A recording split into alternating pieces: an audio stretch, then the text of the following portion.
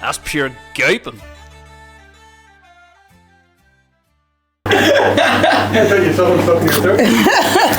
Fly through into me. This one has the record thing on, is that alright? Do you want me to take that off? No, the record's fine. Keep the record on. Record's good. Right? This is weird. We're here. Where are we? Where are we? You say. We're the Dolphin. Gortnahey. All right, Gortnahey. Yeah, it's been a journey for Joe mainly. Joe O'Kane, the Joe O'Kane experience. We've already had 2 episodes, and we're finally here at the Dolphin Wine Bar and Grill. As you can tell. Gortnahey, as you can tell. Look at that logo. And class. Looks cool, doesn't it? Deadly, just lit up. I feel like we should be chopping here though, like working away. Go in, fucking fire, it's burning, lad. So yeah, we're finally here. We've been talking about it for the last episode, and we've been nearly every podcast we've had been mentioned. But we're finally here. Joe and Anna Marie have put together this amazing, looks unbelievable, amazing venue. And as Joe said himself, it's like London. You could just take this place and just put it into London, and with that family and that community feeling to all the dishes and to those welcomes as well. Like, and what do you think of this episode? What tell the good people? I think it was just the ingredients of a great meal, and a great experience. And Joe really talked us through the menu, talked us through what to expect. And just took us on another journey that we just love being on, I suppose. And me and Fergal just love coming, chatting to Joe, chatting about food and being involved in this, because we're 2 hungry boys. I can't wait to eat here. There's so much. I'm gonna have to come a couple of times. There's so much I want to try to get through. Or whoever I bring with me, I'll get them. You order this, you order that, and then I can do a wee bit of. Sounds good. You bring me? Aye, but you won't take the. I suppose I'll get the wings and you can have the fish cakes. No, you don't mashed potatoes. You don't like fish cakes either, would you? Anyway, there's something for everybody. There's something for everybody here. Anyway, amazing episode with Joe. Just like to thank him for bringing us in here and showing us the place, and I suppose bringing us and making us a part of this, because it's been fun. I don't think we ever thought we'd be able to be a part of something like this, and really get to show it off. Did we mention how cool this place looks? Because fucking looks fantastic. Excuse my language, but absolutely fantastic. Enjoy this episode. Get your asses here. Get here now. It'll be opened. It's opening. It will be open whenever this podcast. By the time this goes out, it's open. It's firing all cylinders. Book yourselves in. Enjoy it. Book now. There's going to be a link down there. But book now. Gortnahey. Gortnahey. It is Gortnahey, aye. Close in Dungiven. Come through Dungiven, and you're close enough there when you get there. And Joe mentions how to get here as well. At the end. Give it a wee Google. Get it booked in the next couple of weeks. Get on the phone, get in the Res Diary, and get booked in, and really enjoy. Really give the Joe O'Kane experience your attention, and bring the family. All right? Cue the boron. Cue the boron. Ew! That was pretty good. Excellent. That looks great. Graham, I don't want you talking too much. We don't want that, do we? Right. Right after this phone, I'm silent too, because I see him. after the You'll be minute. pestered. Turn your grinder off, or Tinder off. Aye. Both. Turn them both off. You're very picky, like. Playing the field, He's doesn't very picky. Not picky. You're a wee bit picky, like. Thank you, Joe. Hello. We're back. We're on video now. Hello, God, I'll get less views now. They know what you look like. They know what we look like as well. I know. Which is scary. Where are we at today, fellas? Where are we at, Joe? We're in my new restaurant. Your new restaurant. Woohoo! Unbelievable. It looks class. Isn't it crazy to think, like, the first podcast we had, was just, here, Joe, come on and chat to us on the podcast. That's it. And you were developmental chef at the time with Kelly's.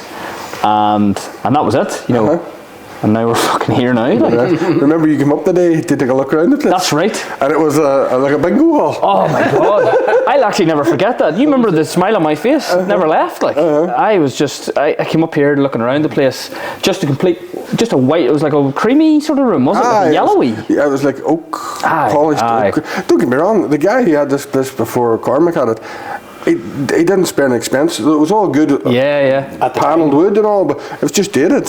Yeah. But now it's like it's really plush now. It's so nice. I walked in and I was just like, what? I was just taken aback because you'd previously chatted about a takeaway, and then it was from takeaway to this, and I was like, oh my God. I just always did it. My starting life in cooking was fine dining, and I enjoy it, but it's not for this part of the world. Yeah. It's not for, I'll tell you the truth, and to even show you proof of it, it's not even for surviving in the north, even in Belfast, when Michael Dean has shutting down as a Michelin star restaurant in a year. Like that is 20 odd years, 1 star, and he realises that the trend is moving. Yeah. Even in Leeds, the man behind the curtain, I can't remember your man's name, a fantastic chef, like world renowned for his different styles and how he cooks, and he's changing it to the Psycho Beach Hut. He's moving it to a bistro, changing the whole place, giving the star back if he has to. If his new style doesn't meet that, he's happy enough to give the star back. Wow. He says the direction is changing. People don't want to sit down and do like 7-course tasting menu. Why do you think that is? No, there's two, right, it can be very expensive. And I know why Michael Dean done what he done. His restaurant, people will class it as expensive, but if you eat in his restaurant, it's not expensive. Because I'm telling you now, I've had on it a few times, lucky enough to eat on it, and there's dishes in that when I was eating in Core in London, it equalled it. And that's saying something for a restaurant, and that's good. There's a mushroom dish that they do, mushroom tart, pickled mushrooms, raw mushrooms, there's mushrooms sautéed, and then there's like a puree at the bottom, and then they serve it on top of I think it was a brunoise, like a nutty butter, but they foam it up, and it's like thick nearly. It's just one of the greatest things I've ever eaten. And this is a place. I always said this. I said this to Michael too. If you put his restaurant in London, he'd have 2 stars, no problem. But if something about the north, there's been restaurants in this country that deserve more than 1 star. Yeah, never got it. And then there's restaurants in this country that deserve a star and don't get them. Noble in Hollywood, and I've said this enough times about this place. That place, I was up at it last Saturday for lunch. I can tell you, you leave it just smiling, and the service is deadly. The wine menu is unbelievable. Sol is one of the co-owners with the head chef, and I'm telling you now, that man knows wine, and I mean, his wine list is immense. And if you're not sure about wine, which I wasn't to tell you the truth, until I started to go into this, he would just say to you, "What's your flavours? What do you like?"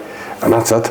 He's so good, and then the chefs in the kitchen. The food comes out, it's like perfect. But it's not pretentious, it's not fancy, it's just great food. And you never eat anything and go, no salt on the table. You can ask for it. Never have in my 5 meals there I've ever asked for salt. Doesn't need it. It's amazing. Properly seasoned. Like this restaurant will have salt and pepper on the table because people will salt stuff. Because the different levels of seasoning for people are different. Yeah. Do you know what I mean? Yeah. But you go to Noble, it's like everything. I always tell people, taste it first. Like I would put down a bowl of soup in front of people and they're about to reach for the salt. I go, taste it first. I'm telling you, it doesn't need it. And then they taste it and they go, oh, you're right. But that's the same people that will salt their soup and then tell people the soup was a bit salty. You know, that soup was a bit salty. That reminds me of you a wee bit. What? You just, anytime we see you, just throw salt on things. I never! You're always putting salt on things. Wow, look at you outing me on camera. Just saying. I used to work with a girl years ago in Thatch. No, it's not Caramel. It's a lovely woman, a real grafter. She was doing the dishes now. Like I'm talking to this woman, but 3 some working in the evening. But no matter what you give her, there was like a mill of salt. You could actually see the white powder on top of it. And she goes, "Oh, I love my salt." Can almost taste it. I know. I don't. Your gums are pulling back when you're that much salt in your system. I probably don't salt my food enough whenever I'm like cooking. That's a big thing. You're just like that with the salt. When I'm actually he just dips every chip in a big pot of salt. What's the Guinness like? Lovely, actually. It was really, really nice. Aye. No, I haven't even noticed. That's maybe the second pint pulled in this whole place. But you should think about the distance from the keg to things, only about 1.5 meters, which is lethal. Like. There you go. That's nice. But I've voiced I'm friendly with and time ago, I don't cook with salt at all. Now it's like you don't cook then. You're not cooking. Because you don't add salt, it doesn't matter what you make. It just tastes like bland piss. Yeah. You know, everything. There's a reason for salt. It enhances flavour. Yeah. And if you do it properly, it's great. If you do it wrong, it poisons your food or doesn't do anything for it. Yeah. You know. Would you say seasoning is like a real like, I don't know, a massive skill to each of the dishes? Jesus, because aye. you know I watch MasterChef. I'm not a good chef, but watch it. But every dish or every sort of critique or every, not even critique, every Compliment. every compliment. It's either not enough seasoning, a little bit of seasoning, lovely seasoning, Exactly. and then anytime he's breaking things down or talking about it, he goes, "This is the season you need. This is it." Very interesting. Like I love the levels of the seasoning. Two simple things: salt and pepper is amazing. But then it's like everything, right? You go into the likes of Indian food, and their spice ranges, what they use is unbelievable. Yeah. It's like there's a guy in England, Atul Kutcher. He's a Michelin-starred Indian restaurant, and what he can do, he doesn't go down the route of the traditional Indian food. I don't know where he's from in India, but he's been here for probably longer than he was in India. But the fish he does, the dishes he does, it's a spice blend. There's some sauces, there's maybe 40 spices in it. But it's how he blends them. Like I couldn't even begin to understand that kind of that style. He's been doing it for so long. It's amazing. It's just, if you can get a wee bit of what he knows. Yeah. It's great, but boys, every country has their own seasoning, but it all starts and finishes with salt and pepper. It doesn't matter what you do. The Chinese don't use as much of it, the salt as we would, but then they have their soyas, they have the MSG. Yeah. And people go, MSG is bad for you, which I used to think so too. I used to think it was, oh gosh, the devil's work this, but it's actually a natural product. It comes from tapioca. I thought it was, some boy in a back alley, can have 2 bags of speed and a bag of MSG, please. You know what I mean? Throw that MSG in there. But it's MSG's deadly. it does really. If you add a wee bit of your fried rice, you're like, Just mix it. No MSG here though, Joe. no MSG here. What's that flavour? You just sitting there like, I like salt butthead. tell me about, obviously the first time I came and seen it, what's happened since then? We've chatted to you since, but what's the process been? You had an empty shell here. It was like a big canteen hall. As lovely as it was, needed an update. What was next after that?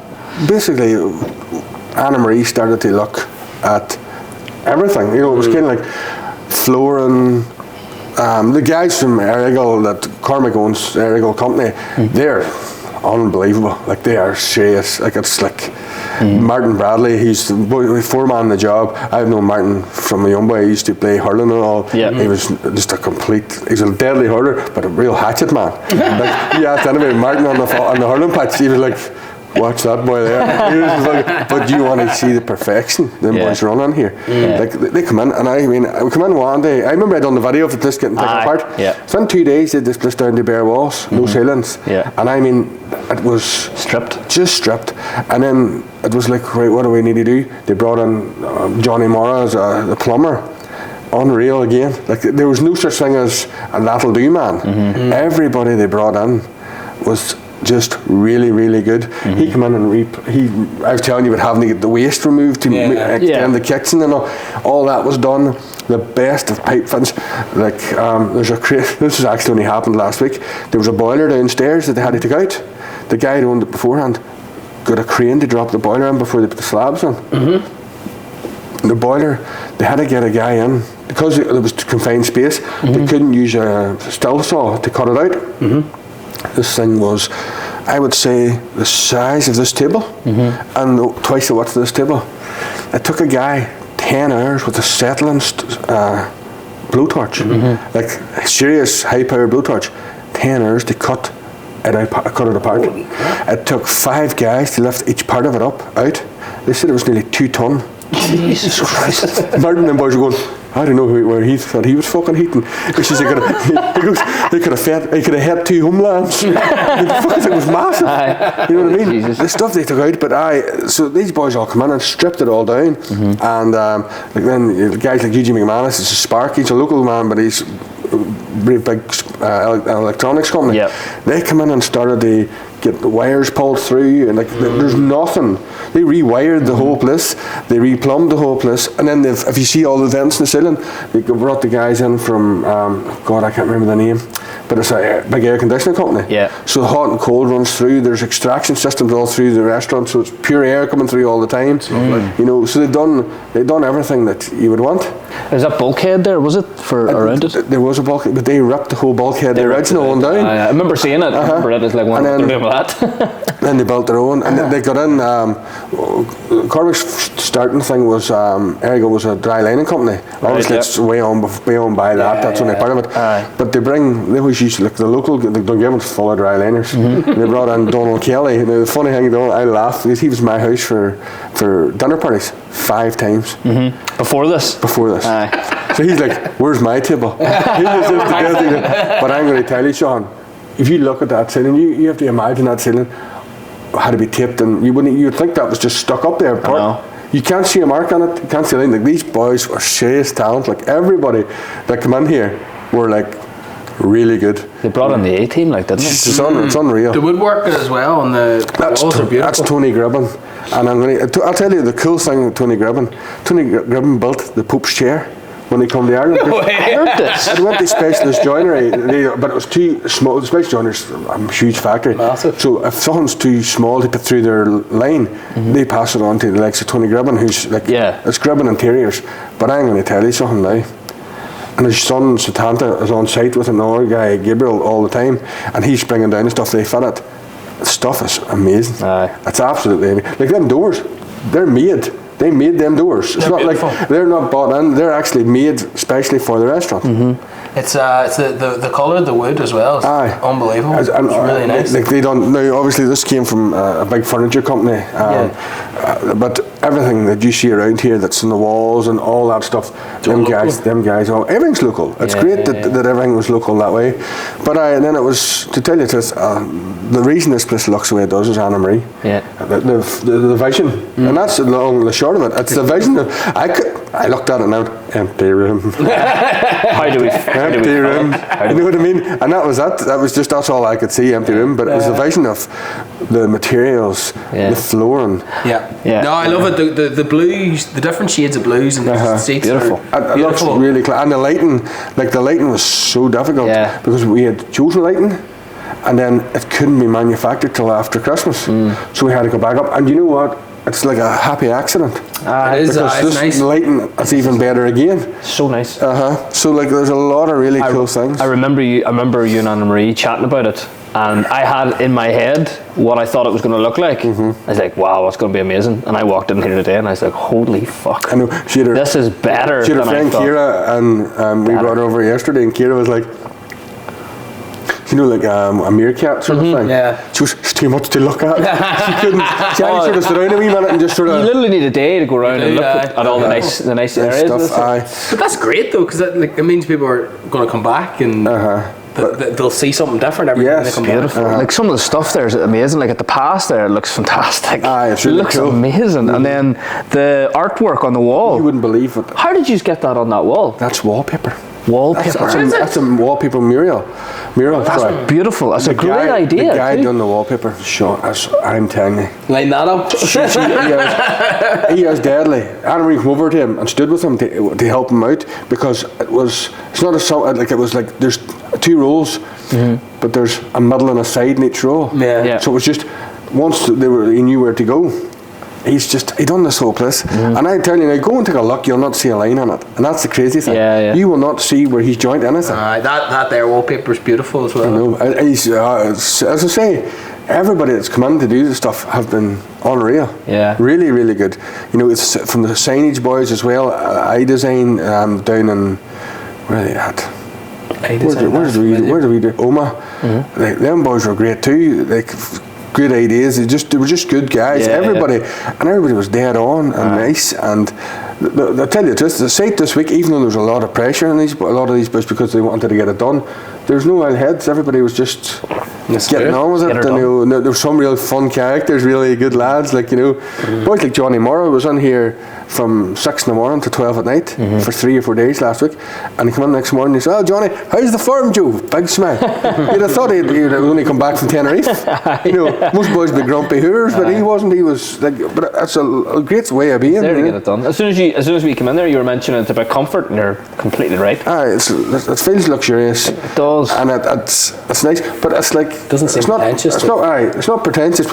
We want people to come in here and bring their kids in, sit down, have a good feed, and if they're a Saturday night and they want to go they go into the bar next door and have a few pints because it's an amazing wee front bar. Do you know what I mean? It's going to be lovely. Yeah. We're trying our best to get the food to match the unbelievable decor of it. I can't wait. It'll match, Joe. It'll be grand. The grand, Joe. You don't have to worry about. Oh, surely God. Sure, it'll be grand. No, very good. And then I was going to say about your menu. What's the plan for the menu then? I want to keep I'm keeping it sort of for the country people, because that's where I'm from. I know what people like around here, and I want everybody loves a dirty burger and everybody loves chicken wings, things like that will go on the menu. If chicken goujons on the menu, simple reason is I like a chicken goujon myself, but you're going to get the thing where you're going to have, say, one's out on their first date, and a young chap, maybe 18 or 19, same with a young girl, and he's taking a steak, but she's maybe hasn't ate out that often, and she's goujons, and then she feels safe with the menu. And a big part of any menu is to make people comfortable. Make them feel safe, that they're going, oh, there's something there for me, and I don't have to sound silly if I have to ask the waitress what's that pasta dish, or would I like this, or keep something like that. But the goujons are going to be done really tasty. Like they're going to come with like a lovely curried mayonnaise and a garlic mayonnaise. So, and then beautiful hand-picked salad dressed like a lovely lemon dressing.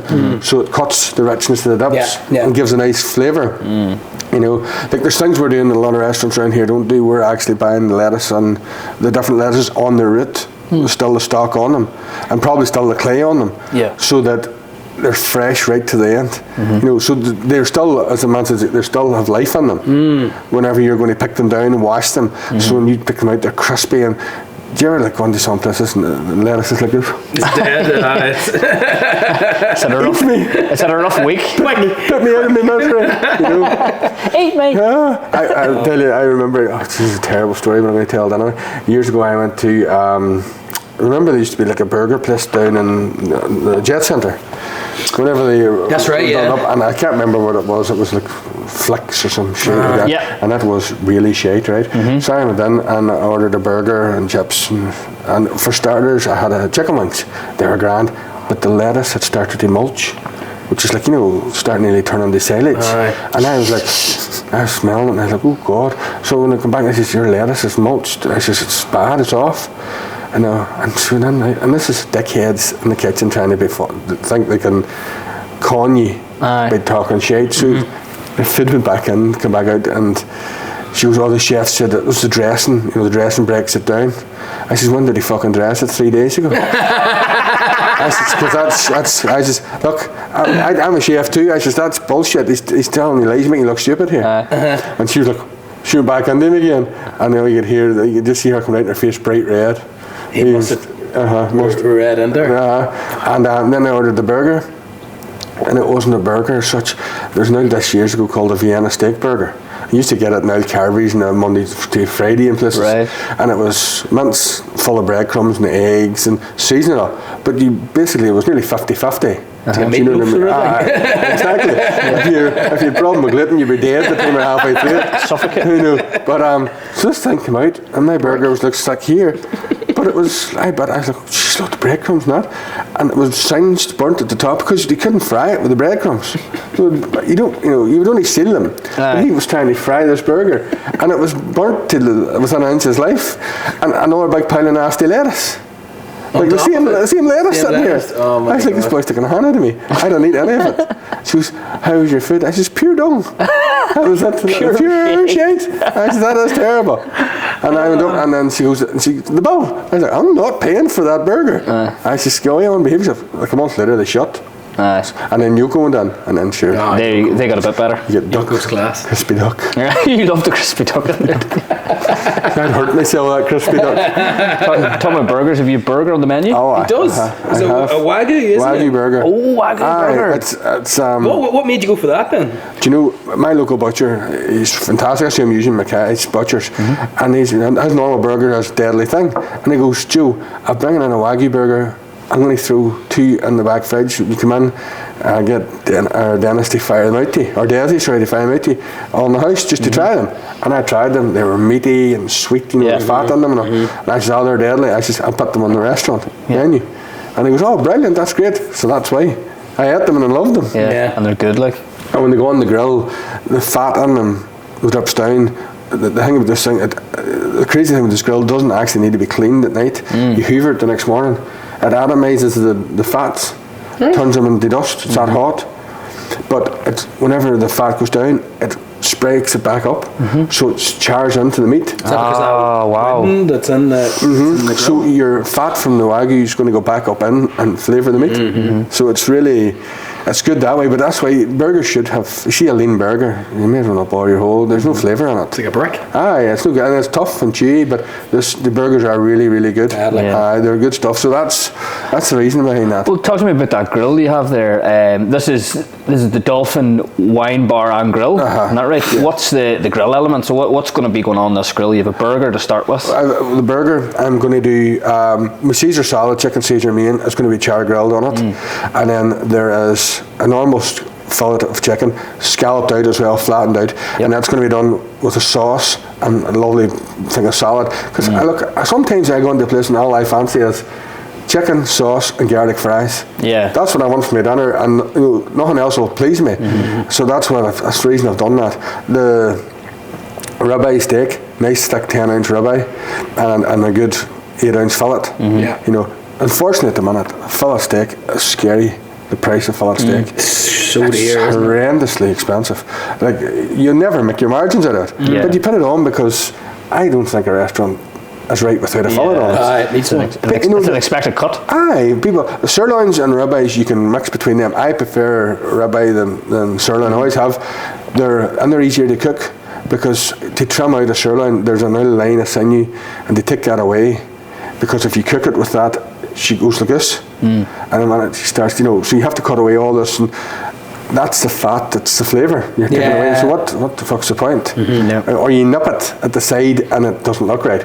But the ribeye is just this beautiful circle with a wee bit of fat inside here and then the eye of fat here. So that melts into the meat and gives you the flavour that you're hoping for. Do you know what I mean? So that's my reasoning behind them. But when they go on the grill, the fillet, not as much now.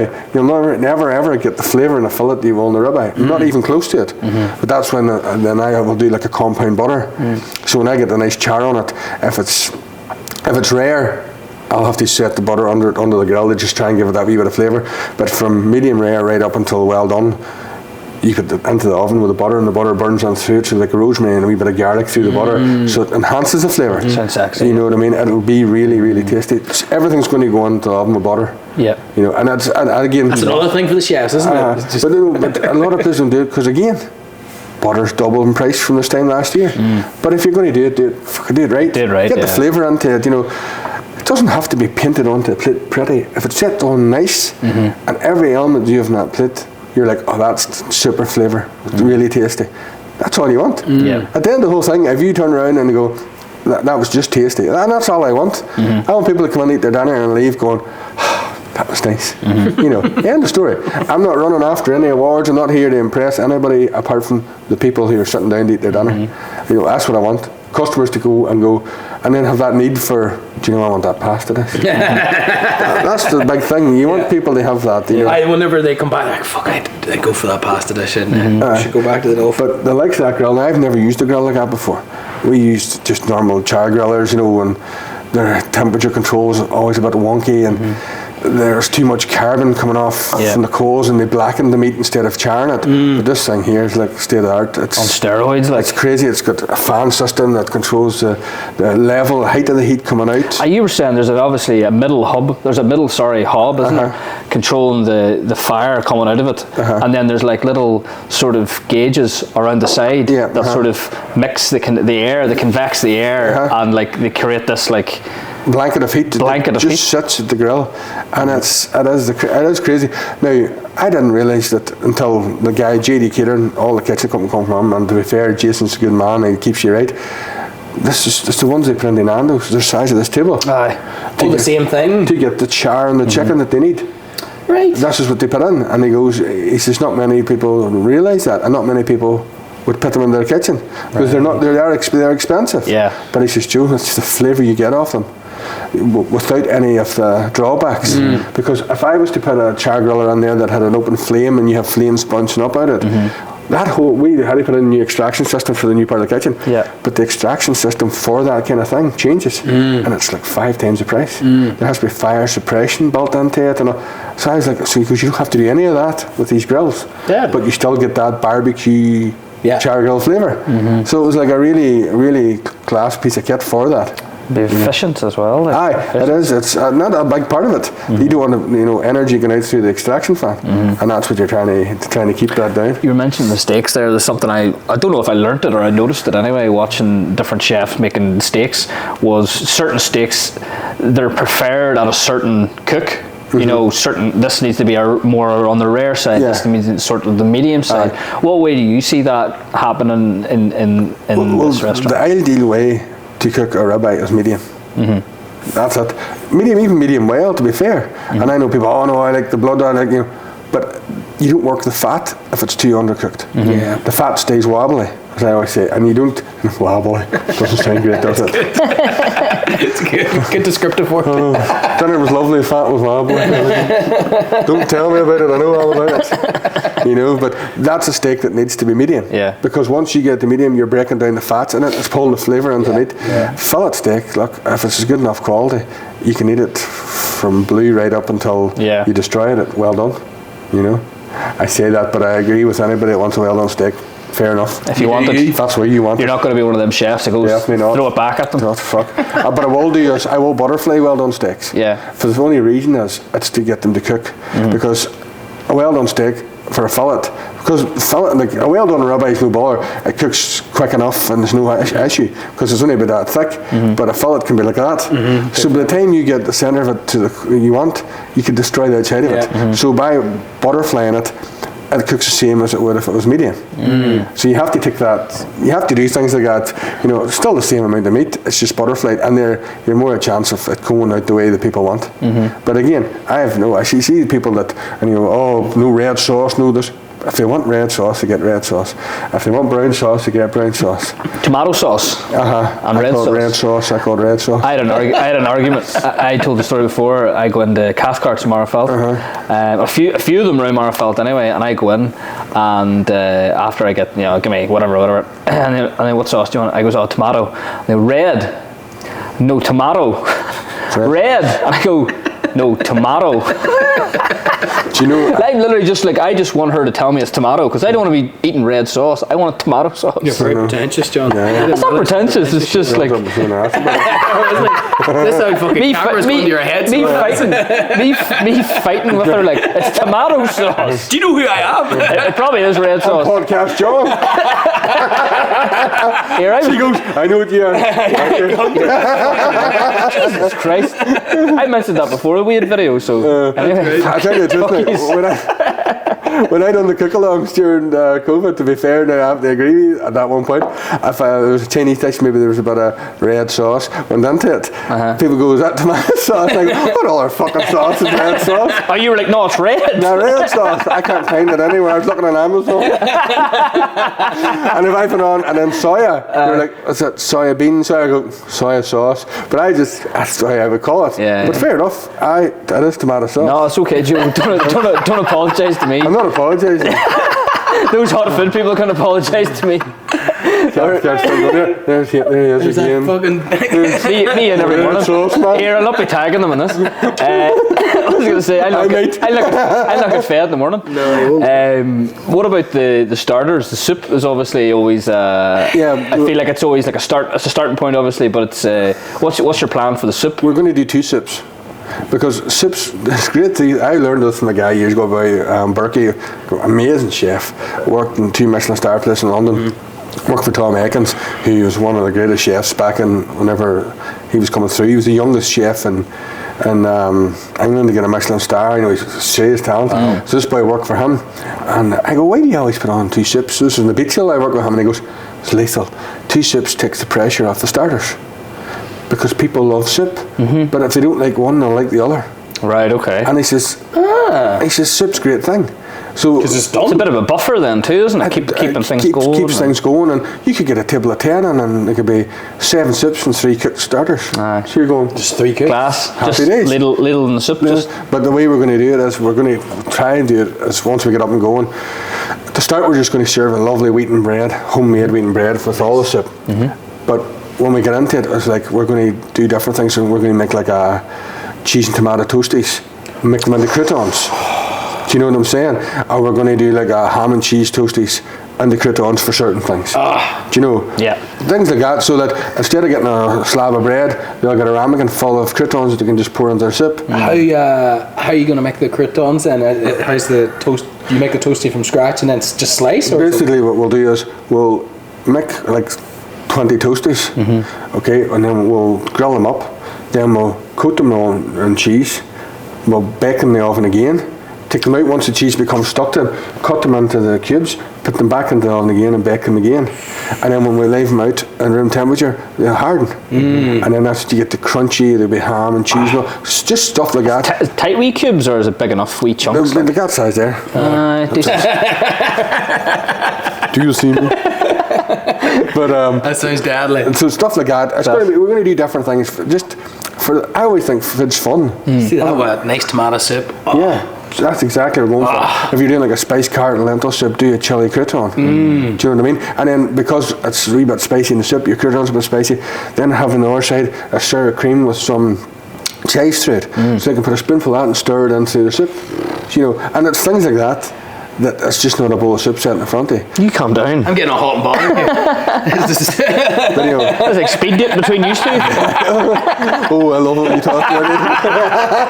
How do you do that sauce? I love it when you talk dirty. I love when you beef burger. love when you talk starters. What would you say? Would you have in your starters? Would you have that's the one everybody is gonna. No, in ours, in the starter, is there one where you're like Caesar salads? The Caesar salads. Whenever people come to my house for dinner, like I would say, I think I've done about 30 tables in my house. I would say 20 of the tables order Caesar salad starters, and about every 20, what's your dress and how do you make it? And I was like, okay, I'll tell you that. Way on. Anyway, tell us. Okay. First we get one pinch of mind your own fucking business. Secret. But secret ingredients. I'm looking forward to these chicken wings. They sound amazing. The chicken wings. Korean barbecue sauce. That sauce took me about a year and a half to develop. Right. And it's lethal. So it'll be like sweet and sticky. And then you have the sriracha mayo.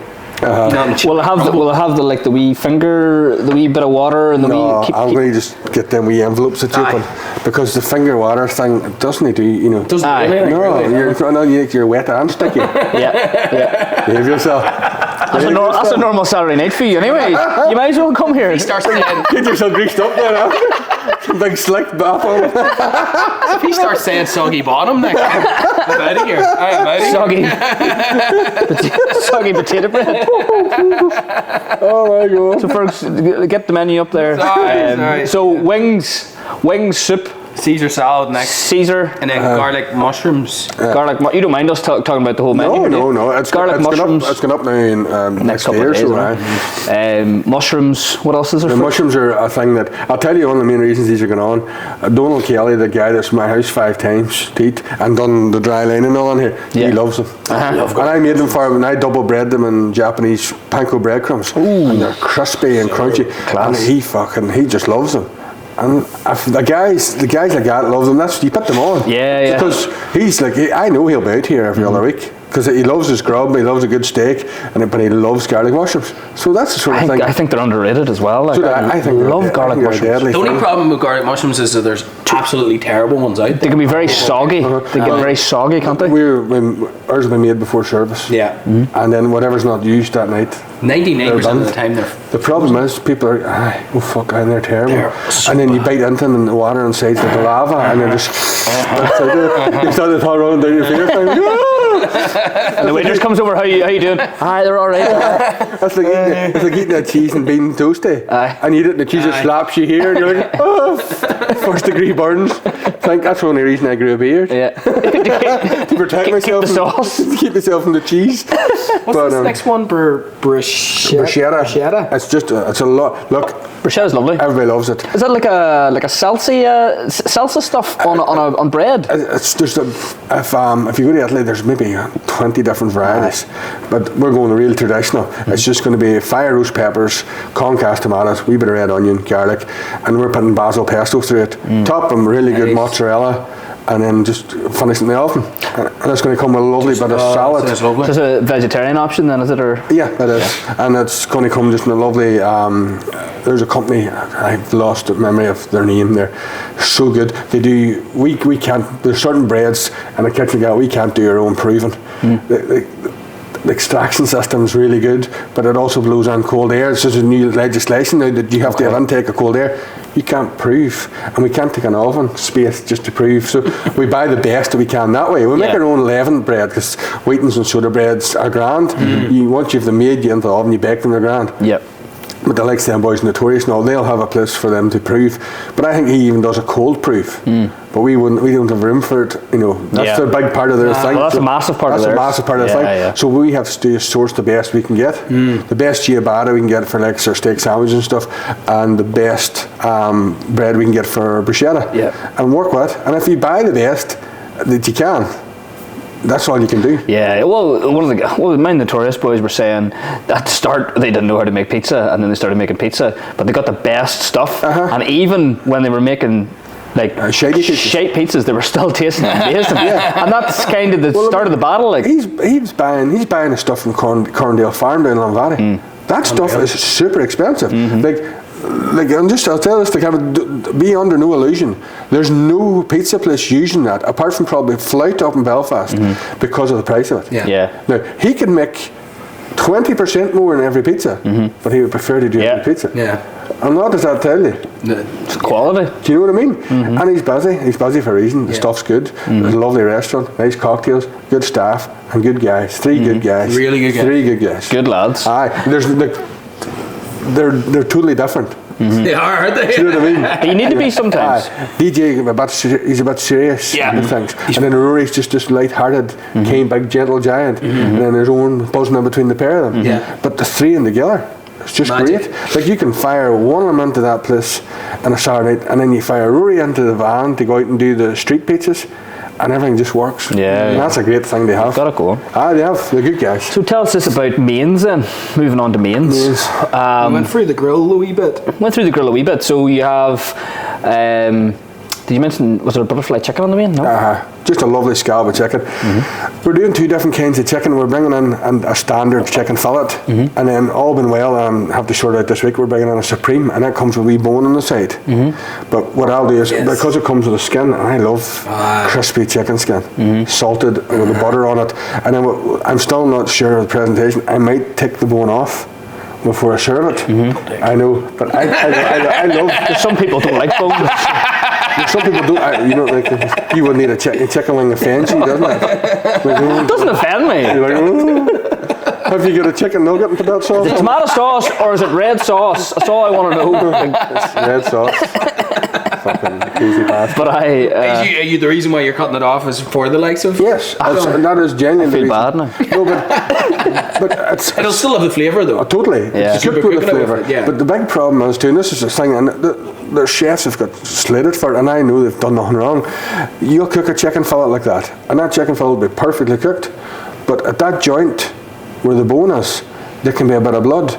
But that's safe. It's been roasted over temperature. Yeah. But it's a marrow blood that doesn't turn colour. Yeah. To get that to turn colour, you would need to have that chicken burnt with an ounce of life to darken that marrow down. So I'm thinking, save any of that hassle, take the corner off it after it's cooked, and then carve it on the plate or set it on the plate, whatever you want. Can you serve me all those wee bones into like a wee... We can do a bone dish for you, no problem. Bone broth. I bet that chicken will be deadly. It's like wee... Fergal's bone broth. Bone broth's lovely. Tell us about the cauliflower steak, because that's something I see. Cauliflower steak? Lethal. It's lethal. Yeah. Everyone vegetarian?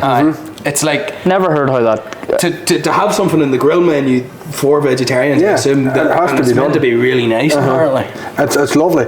And now, it won't go on the grill. Now that's the crazy thing. But it's been treated like it's treated the French way of cooking a steak. It'll start off in one of their pans, wee touch of oil, well seasoned. Once you start getting a bit of colour on it, you heap in butter, like too much butter. Like it's ridiculous. And then rosemary, thyme and garlic, and then you baste it. Then you set the full pan into the oven and you roast it until that cauliflower is just al dente in the middle but cooked around the whole side, but the butter's burnt in through all the nooks and crannies. And it comes out and on the plate, and you eat it like a big steak. But I love cauliflower anyway. It's one of my favourite vegetables. That and broccoli. Jesus, I love broccoli. That's the two. There you go. Should definitely say, like, whenever we're saying vegetarian meals here, grand, they're for vegetarians. They sound fucking class anyway. You know, I actually am like, I'd love to try that actually. And then the other one, we're going to change it. Obviously, we're going to change seasoning, but we're going to bring in celeriac steak.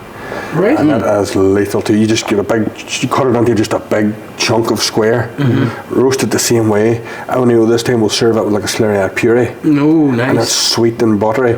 And then you get a sauce for it. You can even actually seen this Raymond Blanc is one of my all-time favourite chefs. I actually, whenever I'm sort of don't want to watch TV but I want noise, I put him on in the background, and it's so soothing when he talks about food. But he made this absolutely beautiful jus with the stalks and trimmings of celeriac and Madeira and a vegetable stock reduced down, and they served that with a pan roast celeriac, and it looked amazing. But that's the sort of thing I'm going for, just a beautiful flavour. Celeriac's amazing anyway. If you've never tried it, it's one of the best vegetables you can buy. Don't think I have. I think I have actually. It's amazing flavour. But that's the kind of thing we're going to go down. And again, to me, it's so important that you do the vegetarian stuff properly, because so many times it's like, now don't get me wrong, and look, I'll say it in camera, I ain't no fan of vegans. I have no time for them. I think, go on and behave yourself. Do you know what I mean? I'm being brutally honest about this. But come here and behave yourself. Go on. I'll look after the vegetarians.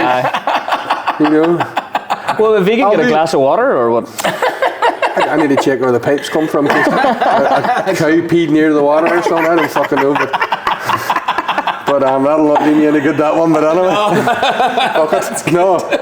but we obviously will do a cauliflower steak for vegans as well. The big problem is you can't add the butter.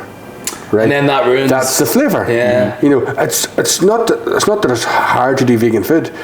My style of cooking, vegetarian or otherwise, has always involved using butter, using cream. That's always been. Now I love doing Chinese food and Indian food, but what I was taught in the retail was the butter we used to go through in the day would have scared you. But that was flavour. Everything tasted so good. He died with a heart attack, but he died happy. It's all right, you know. He died, but he look at the smile on his face. You know what I mean? He loved that. He loved, see that last mouthful of steak? He loved it. Martha, but he loved it. That steak's class. Oh, Get the peppered sauce. Pour butter. Bury me in peppered sauce. But no, I will do vegan dishes. I haven't anything on the menu that's specifically vegan. Yeah. You can change stuff. But I can change stuff, and I can make something as I go. You know what I mean? We have enough good ingredients in the kitchen to make food for everybody. You know, there's no doubt about that. But I just think that I don't like bringing in fake stuff. I won't bring in fake butter, and I won't bring in. I just don't like using it. And you know, the hilarious thing, like I was watching the thing the other day, and it was this wee farmer, they were talking about, he goes, I've 5 cattle out in the countryside, they eat organically, and then when weather turns cold, we bring them in, we feed them proper feed, the heat lamps, so it keeps them warm, and the colder nights and all this. This is also, if you look at, I have a friend that has a farm somewhere in Dakota or whatever, he's a soybean farmer. and he tells me that they have to eradicate everything in the area. Yeah. Every small animal, everything is pesticide killed. The ground is killed within an inch's life. It's all about money. It's all about money. That's the reason why the rainforest has been cut down for soybean. Like that's I know they're standing up and have been very rights about certain things, and that's grand and all the rest. But and I also know that there's a huge lack of humanity in the killing of certain animals around the world. That they should be treated better. But it's not countries like this. No. And it's not England. Yeah. Parts of America, it's too mass-produced of food. Like the stories you hear about some of the abattoirs in America, that 250, 260 people have got seriously ill with E. coli, and 10 have died because their burgers went out. That they just didn't treat the manufacturers. That never happened in a country like this. Everything is so tight. They go out of their way for. Like, I know the animal still has to die, but right up until the time for them to go, they're eating and dittering about content enough until that's it. They're going. That's to me, and they talk about intensively rearing. No sheep or lamb or cattle in this country is intensively reared. They get their time in the fields, they eat and they're looked after, they get fed well. Pigs are the only things that aren't allowed out to roam, because you couldn't let the bastards out to roam. Silly hares, like. They're not. That's the problem. No, they're not. They're too fucking smart. Oh, are they? They're too smart. If you talk to a guy, like there's a couple of guys, there's boys out the country that rear organic pigs, and he says, the bastards, he says, we had to dig down 2 foot. Bury the wire down. It's the hares who's digging under to get out. Smart bastards. But you see, once they're out, everything's fucked. They eat everything. So he says, well, that's why they have to actually be kept in pens. They're too clever. They just and they wreck. If they go into a field with like anything on it, they go through it like a locust. I didn't know that. Oh, brutal! That's really interesting. Wasn't there certain countries that have wild pigs and they're a nightmare? Nightmare. And there's a cull. They have to do a cull. It's in Italy. You have to do the cull for a Berwick ham. They're all, because they roam about, that's what they eat the acorns, that's what makes the meat so good. So they have to send like marksmen out. They take them out like snipers. Just breeding like rabbits. What do you do for a living? I'm a pig sniper.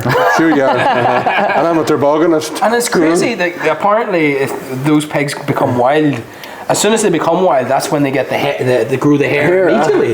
Immediately, like it happens very quickly. They turn into hogs, like. Sounds scary. Here's a great story. My daddy and his work partner for years, by Hugh O'Neill, Hugh's a real funny man. Like, he was my godfather, funny man.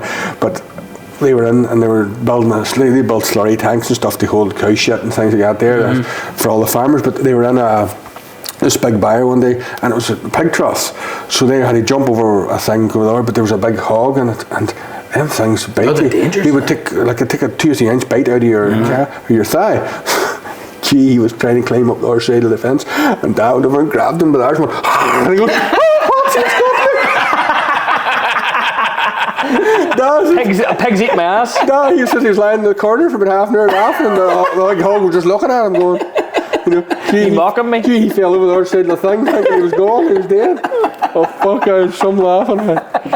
So funny. I was going to say there, I don't mind vegans. I don't know any. I actually don't know any, probably. But sure, we've been killing animals for years. And I don't mean killing, we've been hunting them for years. Jesus Christ. If you didn't hunt them, what were you doing going home with a bundle of flowers for your wife and 60 kids that you have in the cave as a caveman? Exactly. You needed to go out and hunt. Men went away for maybe 3 or 4 days to do that. To do that. And all because it's convenient and on our plate doesn't mean we shouldn't be enjoying it, like, you know. But then don't get me wrong, and people who are vegan, fair play to them. I genuinely mean that. That is a hard existence because they're not catered for that great. You were vegan for a while. I was vegan for a bit. You were hoping I wouldn't bring it up there. I was hoping you weren't going to say that. Why did you put him so close to me? No, but I have a couple of friends. There's a young girl up in Gortnahey who does sports massage and things like that. She's unreal, Gail Cherie. But she's vegan. And I said, it must be tough. She goes, there's times you go, God, do you know what I mean? Soya bean this, and and it isn't easy. But especially to eat healthy, I think vegan's very, very difficult. It's very difficult. So difficult. Because if you want something nice, you're eating processed shit. But you know what one thing I can't stand is vegans eating bacon flavoured stuff. Aye. Aye. Come on here. Chicken flavoured this, bacon flavoured that. You either like the chicken or you don't like the chicken. You can't call it bacon if it's not part of an animal. Like it's not part of a it looks like a bacon fry. Oh, it's only wobbly. Stinky. I see that shit in the shop. It's like a big pack of, like, I don't know, celery flavoured sausage, and you're like, what? What's that even mean? The fake mince as well. It was corn. It was terrible. It was like, it was all singly. It was like wee tiny. Oh no, it wasn't good. It's like a sheep pellets. Sheep shit. That's exactly. I can't believe it's not butter. Oh fuck, I can't. 100% it's not butter. What other means do we have there? What one are you looking forward to serving the most, do you think? This one, because it's an old-fashioned one, and people around this part of the country and around Maherfelton, Newsboys and all from the chicken with smoked bacon and leek sauce, right? Yes, that is. I just you always go on a bed of champ and your sauce, but we're going to do it a bit differently. We're going to do the lovely Suprema chicken with a bone off at the end. That's no problem. You know, thank you. No problem, buddy. You tomato sauce wanker. No. I might actually come here for you sure? I don't want to put you out. Is that their thing you're getting? It's fucking good guess. But no, that one there, because there's a wee bit of work is going on to developing it, because the old traditional dish is class, and I thought, how can we do it and we do a wee bit of something different? So we're going to take and we're going to like semi-burn char leeks. And then we're going to braise them in chicken stock. And then we're going to do that, put the chicken on that, and then lovely sauce. And then to give it a whole different texture, we're going to then finely shred leeks, corn flour, salt, and loads of white pepper, and deep fry them. And that's going to be like a nest on top. So you have your juicy chicken, your soft charred leek, your leek sauce with the bacon, the Grant's bacon, lethal stuff, and then your crispy leeks on top.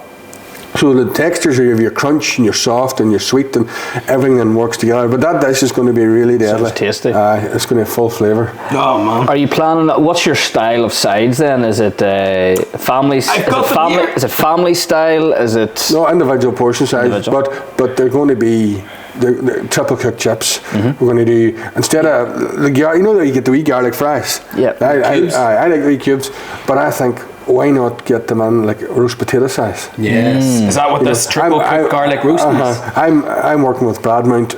They're my veg supplier. And Bradmount, like I've known Freddie and his wife Joanne for years and years and years. They're a fantastic company, and I said, this is what I'm looking for, because we don't peel our own potatoes. We don't cut our own chips. You can't do it. The guys have a factory that does all that, and they send you down like, before they'll give me potatoes to cook for mash, they'll send me down 2 kg. I'll steam them, put them through, see if they like how they hold the butter, hold the cream, and you go, oh, they're deadly, or no, Freddie, they're no good. And he'll bring me down another batch, they're good to go, we use them this week. So he changes spuds every week, just the way they come in from different places. But he's going to get them hand cut, so it'll be big chunky potatoes, and we're going to steam them until they go floury. And then we have a blast chiller in the fridge, we're going to blast chill them. And basically what happens is, it dries out the centre, and then it makes them break open. So you have all these crunchy edges. Then we'll blanch them, blast chill them again, and then we'll fry them at 190 so that they're like crunchy on the outside and like mashed potato in the middle. And we're going to toss them in a really good garlic butter with fresh parsley and salt and pepper on it. Sounds sexy. So it's just a tasty. The triple cooked chicks, would you find they're one that could be done really wrong as well? Oh god! Because so there's the odd time I get a triple cooked chip, and it's literally just charred at the to its life. You get into it and there's nothing left inside because they triple cooked it, and you're like, no. Fuck. If it's done right, steamed. Traditionally, like it's all started at Hesson Dimmenthal and Fat Duck many years ago. He done a triple cooked chip. He boiled them in salted water, and that's great. That's how you get the best triple cooked chip. We cannot do that. Number one, he had a guy, and his job was triple cooked chips. That's all he done all day. He hand cut them perfectly. Then he was able to blanch them, take them out. They had unbelievable temperature control systems in the water. It wasn't that we were using, it's not gas boiling. They nearly done it in a sous vide machine where it stayed at he done a thing with mashed potatoes that is just nuts. He would put them into these pots and have temperature control. I don't know the exact thing. Say it was like 82 degrees. Now this changed the structure of the starch in the potato. Then, and it kept the skins on them. Then he would boil them in their skins till they were soft enough that they knew you could work with them. Then they would hand peel them to take the skin off them. Then they would go through a ricer, right? Then they would go through a drum sieve, which if you put a drum sieve up here, I couldn't see you guys. It's that fine. He would put it through, and then he would start incorporating cream and butter into it. That was for mashed potatoes. Crazy bastard. But then he had 3 Michelin stars. How does it? What way would the consistency of that? Because be on the on the plate. How would that look? It would go into a bowl, but it would hold itself. It would hold itself. But, totally. But it was like, because he changed the starch by doing the heat treat first, they wouldn't go glippy. If I just couldn't do it. I don't have the technology. I don't have the time, or probably not the knowledge to be messing about with stuff. He had kitchen technician working with him who knew the molecular structure of food. This guy had a degree and a master's in food science, so that was good to have this guy. So if I was to do it in my kitchen with my lovely Charlies or Mars Pipers or whatever I'm bringing in, they would go glippy. And they'd be disgusting. But because he's able to change the structure, never happened to him. The mash was just amazing. He done some amazing stuff for food. He brought elevated food. He went deeper into it, didn't he? He went into the science behind it. Very much so. Try to incorporate that. You see, there was him in England, and then there was a guy, Ferra Aldrea, in Barcelona. Your man had a place called El Billy, and it was the best restaurant in the world for 6 years. This place was fucking nuts. 50 covers had done every night. 65 chefs in the kitchen. Only 8 of those were paid. The rest were doing them as they call stage for free to get knowledge. Like, that's the kind of, they were doing crazy stuff like fish candy floss, where you'd have roasted a mackerel, scraped all the meat off the mackerel, dehydrated the bones so they're edible, wrap it then in a candy floss, which would have like a salty, vinegary, fishy flavour. And Andy Bourdain had on it, and he was like, it's the darkest thing I've ever eaten in my life, but it's fucking amazing. I'm eating the head of this mackerel. It's looking at me, but it's so fucking tasty. It's so fucked up. Like, he would be laughing when he's eating it, like, it was a really cool thing. But that's the out there side of food, and I love that. Don't get me wrong, but there's no place for it in normal everyday life. You want people to come in here with their 2 kids and go, oh, do you know what? 2 goujons for the kids. We just fancy fish and chips. Brilliant. But good fish and chips. That's the main thing, isn't it? Like, I whip butter into my mushy peas and all. My mushy peas are just dirty. They really are. They're so bad for you. But you know what? They're really good. Like, they're boiled in stock. They're not boiled in just water. They're done with vinegar and butter, and they're just... it's one of those ones. Fish and chips is my top 10 favourite foods. I don't know what I'm going to have here whenever I come. What sort of fish are you having on the menu? Cod, fish and chips. And I'm going to do 2 salmon dishes. Right. Now, that's not the only fish. You have to wait till the new year to get specials up, but there'll be specials up every Friday and Saturday night, because I have a great relationship with my fish man, and there he's class. Donegal prime fish. We get Eugene is the delivery man for them, and he does all the boning and thawing the fish, and he's a real good character. He's been with them for, I think, for maybe 30 years maybe. And he comes into me every day whenever I was in other places. I've worked with these guys for 25 years. I would not go anywhere else. And you ring them on a Wednesday. Well, what's coming off the boat? Joe, we have boys coming in from just off Norway, and they've monkfish. The monk is unbelievable. And they go, right, give me up 2 stone of monkfish. And then you sit on the Wednesday night and you go home from your prep day, and you go, right, what am I going to do with this monkfish? Maybe I'll tandoori it. Then your head's going in, I can do these lovely days. And that's what you do. You keep your fish on the menu. Salmon, because locals love the salmon, and you do a nice battered fish. Then you let the specials, you can have fun with the specials, and that keeps you entertained, and that keeps you, but you don't want to hold a lot of everyday fish. You want the specials to come in, and you want to order enough to do 40 portions of each, and when they're done, they're done. Bit of a surprise, isn't it? Whenever you come when they're done, they're done. That's that. Holding salmon, you hold salmon to work for your main, but one of your starters is a salmon fish cake. So you work between the both of them. Do you know what I mean? And then the smart thing is to try and cut down waste. So, like, if you think to yourself, right, that salmon's still lovely, with fresh salmon here, but this is Sunday, we're not opened, then you take it, you double wrap it, you tin foil it, you can freeze it down. Now, you're never going to use that again for salmon cakes or for fish cuts. There's nothing wrong with it, but you want to use the premium of everything. So you make a chowder. That's what I was thinking. So then you ring them up and go, chowder. You love chowder. I love chowder, so do I. So you ring them up and then you go and give me some lovely haddock there, and if you have a wee bit of smoked cod, you then invest in the chowder, but you use the salmon as a body of it too, and it's good to go in and do that slow cook, because there's nothing wrong with it, but I won't pan fry it then and use it and tell people that it's fresh, what it is. It's okay to do it that way, but it's not okay to do it that way.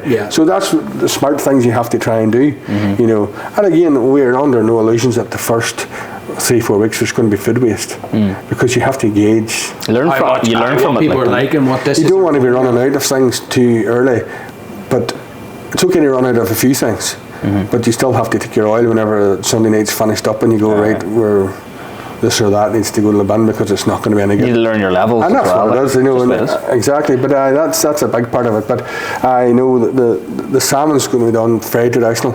We're doing it like pan fried, finishing butter in the oven, roasted, and we're going to serve it with, again, Grant's bacon and cabbage, and we're going to do it like a real old-fashioned way.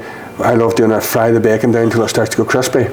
Then I shred the cabbage and we wash the cabbage, but we don't drain. We only drain about 95% of the water out of the wash. We then empty it into the pot and deglaze the bacon fat in the bottom of the bacon with the water. And then as the cabbage starts to break down, we add in a pound of butter. And then whenever that goes, then what else would you do? It'll live forever. Then we're going to add in double cream and then reduce it down. And the minute it's not just finished, we take it off. Blast chill it. Stops the cooking, keeps the cabbage nice and fresh, keeps the green, and then we heat it up to order, and that goes on the plate. There's salmon here, a lovely big pile of the creamy cabbage and bacon. I don't know what I'm going to have. This is a conundrum. I know the chef. he'll throw a few plates out. Is he looking over? He could leave a job. What about prep time? Is there which one there is your longest prep? Which one of your meals on that menu right now? Salmon cakes. Salmon cakes would be forever. Yeah, because you want to do them. There's the thing about salmon cakes is cooking them even for the restaurant is difficult too, because you don't cook them, you don't fry them long enough, it'll be chilled in the centre. You fry them too long, the moisture needs to go somewhere and it bursts them. Right. So you have that happy medium where they need to be warm enough in the middle to serve, but not too warm that they explode. You know, that, and then I'm very pernickety, so we make them, they have to be rolled into perfect wee balls, and then they're double breadcrumbed, and then before you go to fry them, so to take the dampness off them, you roll them again in breadcrumb just before you put on the fryer. So they come out perfect circles, crispy, full of lovely salmon in the middle, fresh tartar sauce, built on top with beautiful dressed lettuce leaves. So it'll be a nice high dish, be like with that height, but it'll look really cool and it'll be full of flavour. Class. You know, but that is probably the most predictive. And your dessert prep's a bollocks too, because dessert's not like making a sauce. You taste the sauce and go, ooh, that needs, or that this. You're making a sticky toffee pudding. You're making a sticky toffee pudding. There's no variation to that. This is there's 1,000 ways to make it. I have my way, somebody else has their way. But you still need to add the flour, you need to do the cream processes, you need to add in the mix at a certain time. You add it in too hot, you've destroyed it, it's not hot enough, it doesn't activate certain things. The baking soda needs to react with it to get the rise, and them things all have to be done properly. Pastry work is what it is. There's no slapdash fire and do rightly. You know, or some dickhead opens the oven and slams the oven and then you're a wee you just fall it's like to the side like that there. You know what happened? My sticky toffee pudding looked like it took a stroke or something. That's the way do you want to end? Strokey toffee. Sticky toffee pudding. Oh jeez. Moving on. Oh jeez. Moving on to desserts while we're on it. What do we have there first with the desserts? Oh, there we go. I found it. Sticky toffee pudding. Yep. The panna cotta. Panna cotta. I love panna cottas. I love panna cotta. What's a panna cotta? It's a set cream. Cream. Set cream, basically. You talk about the wobble. Yes. That is the most important thing about it. Now, I'm not telling the restaurant I ate on, but if you had a hurley bat, you could have played a game with. Honest to God. It was like, you could have bounced it off the walls, it was terrible. Yeah. But then you go to a great restaurant and you can hardly put your spoon to it. Yeah. It nearly collapses under the fear of the spoon. Yeah. Them's the ones that you want. You put it in your mouth and go, I know I'm eating something, but I don't feel it anymore. But the flavour's all around your mouth. Yeah. And that's what you're going for. That it's a pain in the ass to plate up. Yeah. That's what you want. If it's not a pain in the ass to plate up a panna cotta, then you haven't made it. Too easy. You need to be. I done them for my dinner parties at the house, and I made them one day, and I think I've cut this really close to the edge. And these people are sitting eating their main course, and I was still wiggling them in the crowd's going. I was like, shit. What are you doing, Joe? Nothing. Everything's grand. Set, you bastards. But they had set just like perfectly. Yeah. So I put on the plate, and I swear to fuck, they were like. Any movement at all? I was getting seasick. You closing the windows so no wind come into the kitchen. Sneeze and blew one off the plate. Just exploded. I think it goes going to have vodka in it and orange, but it's good. It's a really good thing. You need the vodka. You need something in it like that. A vanilla panna cotta is beautiful too. I love that. This is going to have vanilla, orange, and vodka, and you've got that sharp twang of the vodka off it, because the vodka's not boiled out, it's raw, goes in. So, and obviously you'll not put you off the road or anything. You'll not be done for, what did you have tonight? 2 panna cottas, I'm sorry, after. Where were you tonight, sir? Dolphin, probably drinking nothing, you're rubbered. The vodka panna cotta. From side road, standing on the car now, trying to get the key in. But no, it's not no more panna cotta for you, sir. You're an AA. I broke it yesterday when I had 2 panna cottas. What's next? This is the one I think you're going to go for. Go. Apple crumble. You like an egg and apple? I love apple crumble. I love an apple crumble too. And it's caramelized apple shortbread crumble. Nice. Double cream custard. Talk to me about it. Talk to me about it, Joe. You're going for both? Ice cream and custard? The option are on both, or to have both. Oh, get them both. Spoiling us. Spoiling us. Do you know what? That's good you're doing that, because whenever I'm in a restaurant and I'm ordering the likes of that there, they maybe walk away and goes, oh, can I get ice cream with that? Yeah. And you're taking that decision away. I'm glad that you just fucking give me it all. You need both. It works. The reason it works hot and cold. Hot and cold. It's a great thing for some desserts. It's not good for Joe. Joe's teeth do not do well with hot and cold. I'm eating like some boys, like torturing me. So good. Is that all right? That's lovely. Well, on your back teeth, he's beat the shit out of you. The taste there. But it's going to be like the shortbread crumble. We're basically just making the richest, butteriest crumble. And that's it's not going to be done in a traditional way. You know the way traditional, you bake it all together where the apples will crumble, because you get a wee bit of that soggy in between, and that's cool that's cool for things like that. But we're doing is we're baking the crumble separately, and we're going to make like an caramelized apple puree with apple chunks through it then afterwards, so you get the textures. And then we're going to heat the crumble up onto the grill, and that's going to be sprinkled onto the thing after it, so you get that shortbread biscuit crunch with every bite. Is it an individual sort of? So you can scribble it on your plate if you want, and then pour the custard over the top of it, and then bake the ice cream on the side if that's what you want to do. Or you can just pour it into the bowl and try and work it that way. But it's going to come on the plate: crumble, jug of custard, ramekin ice cream. That's great. When are you opening? I'm hoping Thursday. That sounds amazing. What's that is my favourite. That's your favourite there. Chocolate profiterole is next. Chocolate profiterole. You can't beat a profiterole. Profiterole, is it Ramsey loves a profiterole too, isn't it? He loves his profiteroles. I like a profiterole. Very hard to make as well. They're difficult to make, but do you know what? Go for it. You know what I mean? We've got the good ovens, we've got all the stuff we need to do, we've got a good new mixer. We have the stuff to do it. How do you pipe them? Hey? Is it a small wee pipe into the profiterole? Well, I probably need to get them ordered, and I haven't. You can get profiterole non-stick sheets, right? And they're basically drawn out the circles. You don't go outside the circles to keep them all exactly right. Okay, I don't mind if one's a bit bigger and one's a bit smaller. That's what it's all about. So we're not. Usually they dip them in chocolate, and you have the chocolate on top. We're not doing it like that. We're going to keep them. Pipe them flush until they cream, which is cream, ice and sugar, vanilla through the cream, and then we'll serve them with a warm chocolate sauce. So you get it on the bowl, you get your wee tower fritters, your jug of chocolate sauce, pour over the top, and then it's just your horse. Very sexy. It's one of those ones, and they're difficult to make.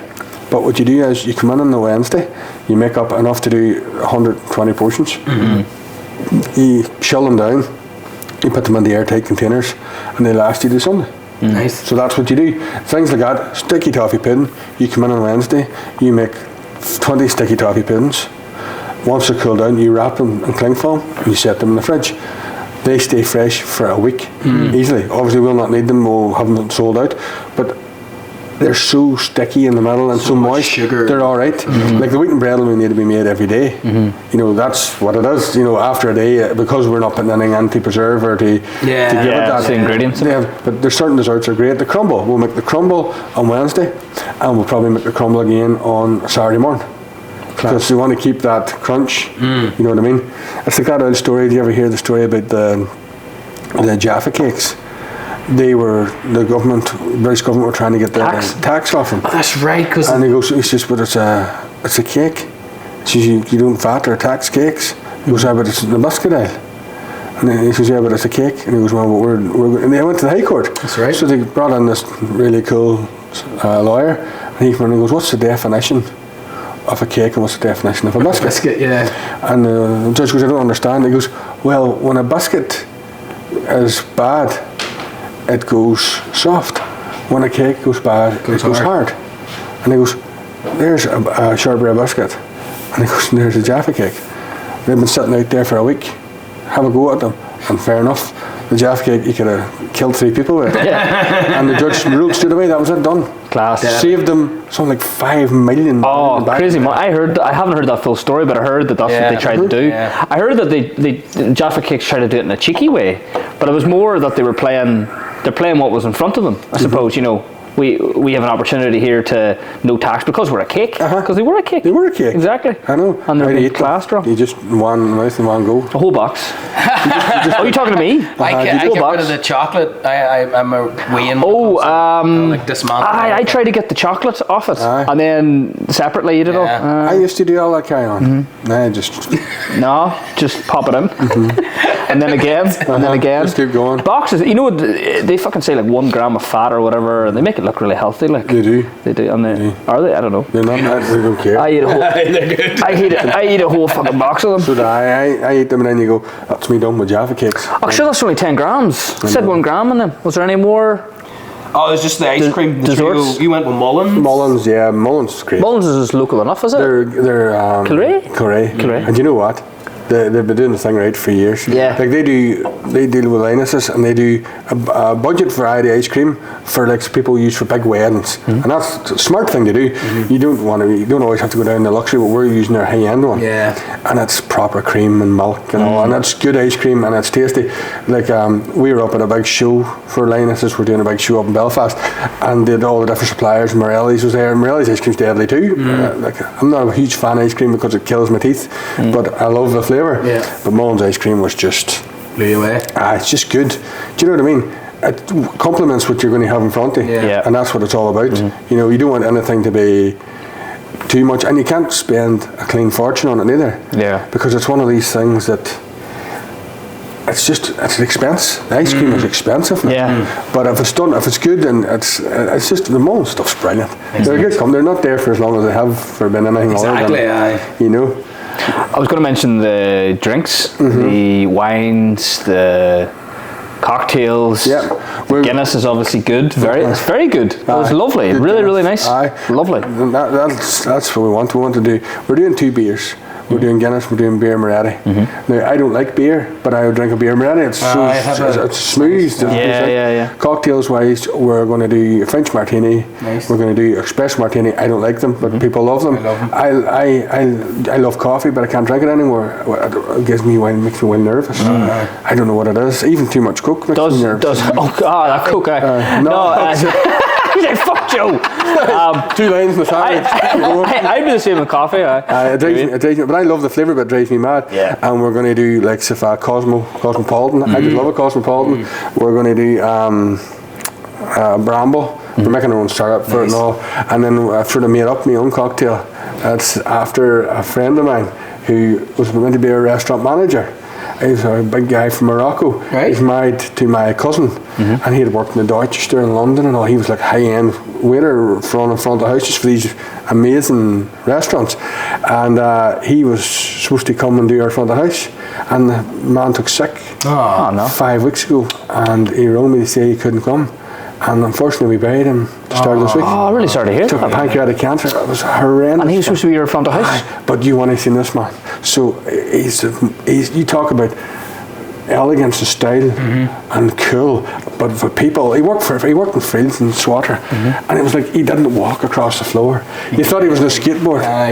He just and he was the best. I've known him for 35 years, and every time I seen him, I just couldn't wait to talk to him. He was one of these guys full of stories, but amazing at his job. Yeah, like he served Princess Diana and Dorchester, and like he was just he used to serve all the sheiks and all when they come in. And the tips, he used to tell stories of the tips he would get, and all. You're like, you're joking me. The loveliest guy, and a real loss to society. Never mind to this restaurant. Whether ever came here or not, it's just a loss because he was so unbelievable. So we're making a cocktail called the Moroccan Gentleman. Oh, lovely. So we're not really naming him on it, obviously. His name's Hussein, he's a legend of a man, but it's the Moroccan Gentleman. And we're going to do like a cardamom and lime syrup. Nice. Serve with fresh limes, really good gin, and finish with soda water and ice. And it's going to be fresh with a wee bit of like a beautiful sort of spice to it. Lovely. So that's after him, but I loved you as I met him, because honestly, he just brought, people pass away and everybody's, he was a salt earth, and even if the person was a wanker. He was a lovely guy. And I don't agree with that, because some people are arseholes, live or dead, there's nothing you can do about that. Yeah. But this guy was lethal. He was proper, like a real gentleman, and that's the long and the short of it. If I didn't like him, I wouldn't even be mentioning him on here. Yeah. That's the way I am. You're naming a cocktail after him, so he must have been exactly. And you see him doing service, see him serving a restaurant and run a restaurant. They talk about the chefs you watch and they go, look at that, they're so calm, it's like this boy's moving. He's like that. He was just good. You know what I mean? Like we worked together not that long, a few months ago. A friend of both of ours was doing a big garden party for her father's birthday, so I was doing the food. They had a big marquee and all, and he was doing all the cocktails. So he was just bringing up these big bottles of different cocktails, and then all I had to do was be poured over ice. I swear to God, they were lethal. But he was just that, everything was that calm and all. Everyone else was running about, and me and him, I was on cooking, and he was doing his thing. Not so bad, But it was good, and I was like, I'm excited to work with this guy. And then unfortunately he passed away. But very sorry to hear that. But a legend. I remember you chatting to me about him a few months ago, and you were excited, and I was like, I can't wait to see that. And then just all of a sudden, from being like a week before, I was sitting up chatting at the house. Then I got the news, and it just went so quick. And I'll tell you, strong man, and how bad it got him was just. But again, very sad. It is sad, but he's a great man. There's a part of him here now, anyway. With that cocktail. Definitely. He's a deadly man. Well, so speaking of staff, then you've been on a bit of a hiring sort of journey in the last few months. How's that gone for you? Do you know what? We got the front of house done up pretty good. We interviewed this last few weeks. A lot of locals, and to be fair, and this is a great thing about being in the country. The country kids the parents don't take no shit. They come in, they've great manners, they talk to you, they're polite. They're probably maybe a wee bit more backward than the city kids, but that's all right too. That you can train that and have them smiling and chatting. So we get a lot of younger ones, which was great. And then Anna Marie's friend Kira is her and a couple of her friends do like big function catering. They do the service for them, so they're coming to work for us like on the busy nights and the Fridays and Saturday nights, and they'll train the younger staff on how to do the thing efficiently and properly. So it's great to have. I call them the old hands, even though they're like 10 years. Don't you tell them that. Even though they're 10 years younger than me, but in that game they're the old hands because they've been doing it for 20 years and they're like, they know exactly what they're doing. And chefs, very tough to get chefs, and I mean really, really, really difficult. I had a guy lined up and it didn't suit, he didn't come. Another guy lined up, didn't suit, didn't come. And then I hired a guy now by Ivan. I worked with him years ago in Fitzroy's. He's a good enough worker, good chef. I just see how I'm working with an age, so we don't know. We'll see how we get on. That's it, we'll work well. That's the game. If he works well and he does what I want, brilliant. Is it just the two of you then? Do that, and then we have a local woman who does birthday cakes and all that, Angela McManus, fantastic at doing cakes. She's coming to do the pastry work. Nice. Wednesday morning, Thursday morning, Friday morning. Brilliant. Very good. So she's fantastic. So, and then there's a wee local girl who just lives down the Warrenfoot. She's no experience in the kitchen, but she wants to come on and work in the kitchen. So I'm like, come on ahead. She's getting somebody in there that knows nothing, and you train them from the start. That's good.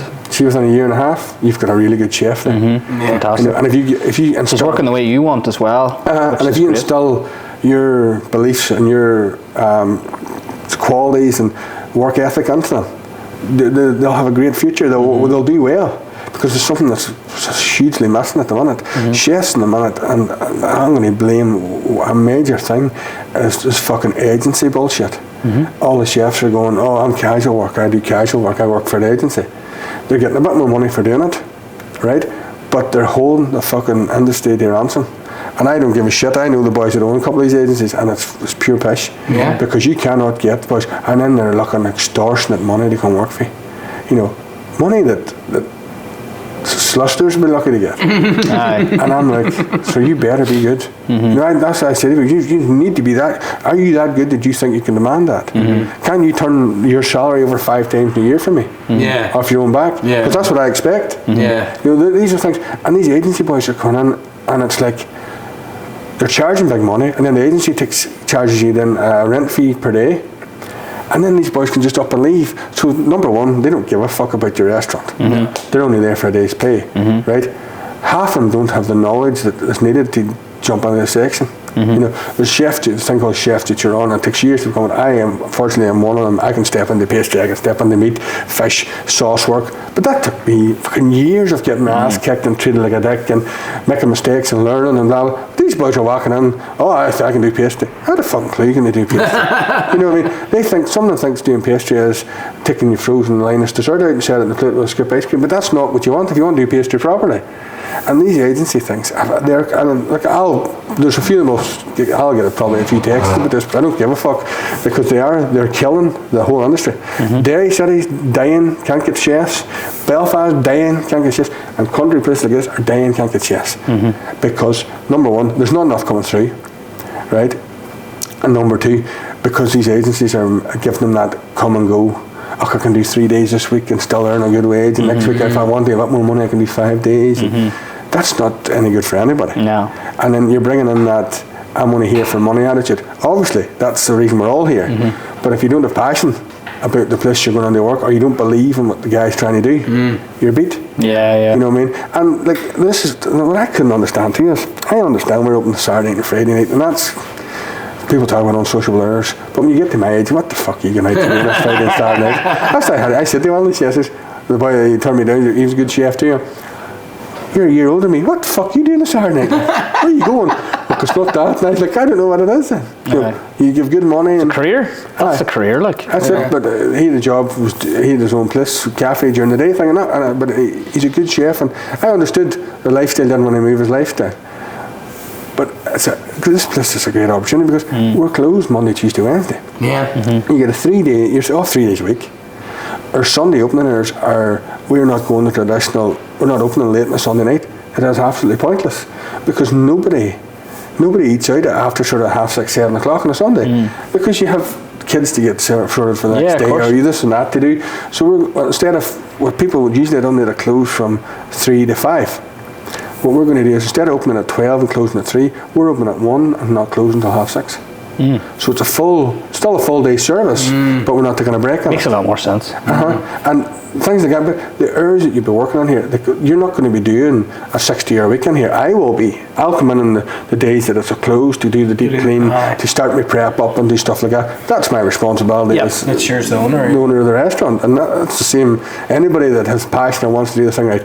But the standard chef that's coming to work with me will land in here at 1 o'clock on a Thursday and work 2 half days or 3 half days and 1 full day, and get a damn good wage for it, and like a really good wage for it. And but the thing is, you can't fucking even get them, because they're all, oh, we're casual, you know. Fuck off. Joe, if I was a chef, I'd be here now, to be honest with you. Be some crack. And you know what? And it'll be a nice kitchen.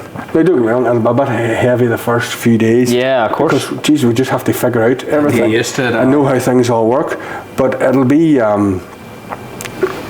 good. The food will be good. The atmosphere will be nice. I don't believe in a shouty kitchen. Number one, it doesn't bring anything to the kitchen. It brings a nervous feeling.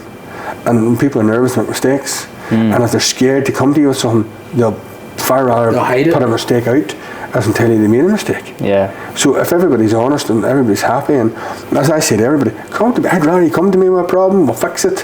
Whatever it is, we'll do it. And smile. Be happy. We're going to fucking spend 45 hours a week with each other. Let's be delighted about it. That's it. If you're coming in here going, oh, you'd rather you'd be far off getting a better job or another job. So that's how you know. Tell me this, what about the community? How have they reacted to this? Oh, great. What's the feedback been? Brilliant feedback. We were in last week doing the final bit of our interviews last Friday night, and the bar was opened at the time, and we were sitting down in the bottom end sort of trying to be incognito, and it was, I know a lot of the boys are golf, a lot of them around here, and there was boys walking in like wee Stevie, big man, how's the form now? We all stood on the interviews, no bar, and then boy, I want to book a table for 10, and then I says, no bar, we have nothing set up yet. He goes, that's grand, but you put me down that wee book, and Anna Marie was writing his name there. Next thing landed over a vodka and coke for me, just for that table of 10, but that's the kind of, and we were standing at the front yesterday lifting tables on, and there's maybe every car went by, the horn beep, me and Cormac waving, or somebody else waving, Cahill was up in the boom thing, putting the lights up and all. And they'll be ringing, here, Joe just waved at me there, the crack's mighty, but they're all, that front bar there is the busiest bar in the given. Is it, that bar on a Saturday night is rammed. Create a good buzz already, like the front bar is lethal, and they look after the staff looks after them in there, and we want to do the same thing here. But the locals are great. They'll come down, they'll eat on it. You know what I mean? And Gortnahey is a small village, but it's quite affluent. There's a lot of boys who do very well for themselves. Do you know what I mean? Like Cormac lives in it, and he owns aerial contractors. And then there's boys like Eugene McManus, a big electrical contractor, and there's a boy who owns his own car dealerships. And there's guys, like, there's plenty of boys up there that have money, and they don't mind going out, and they love a good feed, and they love a few pints. Brilliant. And that's what you want. And then the Dungiven community will come out, because they want a good food, and and there's a good restaurant in the town as well, Salky's. Like I was in last week for lunch twice, lovely soup and a panini, and I know Kevin's a great chef. I've known him for years, never worked with him. Unfortunately, I never got a chance to work for him, but he went down to Redcastle and worked with Big Gordy for a long time. But he's a good chef too, and there's room for 2 good restaurants in the town. 100%. And I love to see him, and as I said to him, I hope you do a killing, or both can do it. That's the way you want to work it, you know what I mean? I need up to the toilet, sir. Oh, no problem. 2 seconds. You just work away there. No problem. We'll just talk about you now. Red sauce. I know. I take that off. Nobody needs to hear that there. What is that? That's like Naked Gun. Remember he goes into the toilet? Say, like, what's next? Like, what's everybody going to feel when they come in here? How are they greeted? How is they? Well, that's what we were talking when we done the job interviews. Smile. Oh yes. Be happy. Be happy to people, because they're coming out to pay your wages. Was there? What was the interviews like for the front of the house? It was nice. Very light-hearted. We had the crack. Yeah. You doing it in the bar then? We done the bar. We don't know. Most of us done on the Wednesday whenever the bar was closed. Oh, okay. But I was how's your father? You know what I mean? That was my thing. There was some laughing at me. He goes, like, how's your father? And I know your dad, surely, and I know your mom. And that was hilarious, because I've got that age now that all the ones come in to do serving are 16 up to maybe 20, and I'm like, I know their dad. There's a time like, I'm so old. But it was great, and we had a good laugh, and we were, obviously there's a serious point that people have to do the thing right, and they have to be professional, but they have to enjoy it. 100%. Chat to the customer, be friendly with them, and just have a good laugh. It's massively about making people comfortable and making people want to come back. Yeah, that's it. 100%. We really just want, that's the big thing. We really just want people to come in here and go, do you know what? I went on there, I was so relaxed. Food was good. The service was brilliant. I can't wait to come back to it. That is a big thing for us. No, I'm so looking forward to it. I was actually. The menu, just looking at the Sunday lunch menu, it looks good. That's a good Sunday lunch. The roast beef, all the trimmings, the sirloin braised beef, Yorkshire pudding, triple cooked roast potatoes.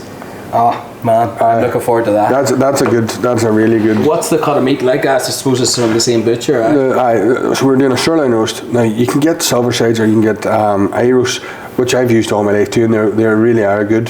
They're just a different piece of meat. Now I know a lot of boys coming hear a lot of them like a medium steak. Yeah. And then people like their well done steak. Yeah. You can't do that with silver cider and Irish roast. No. They're just too tough. Yeah. It's not to do with their bad quality piece of meat. They're just roasted totally differently. So by buying on a sirloin, we can actually cook 2 joints of meat. We can do 1 to well done, and then we do 1 to medium rare, and its own temperature will cook it out to medium. So then when the order comes in, you give the people an option. Your sirloin roast, do you want it well done or medium? Nice. And that's something that doesn't happen around. Most places don't do that. You just get your roast beef. Yes. So if somebody wants it medium, that's great. That's the only 2 options. And when the medium runs out, it's done. Yeah. Then We only have the well done. Then we just they'll not even give an option. They'll just say you like the roast beef. Yeah. Because at the start we'll not do too much of it. We'll do half a joint, and if it goes well, then we increase. Because it's a roast slab of meat.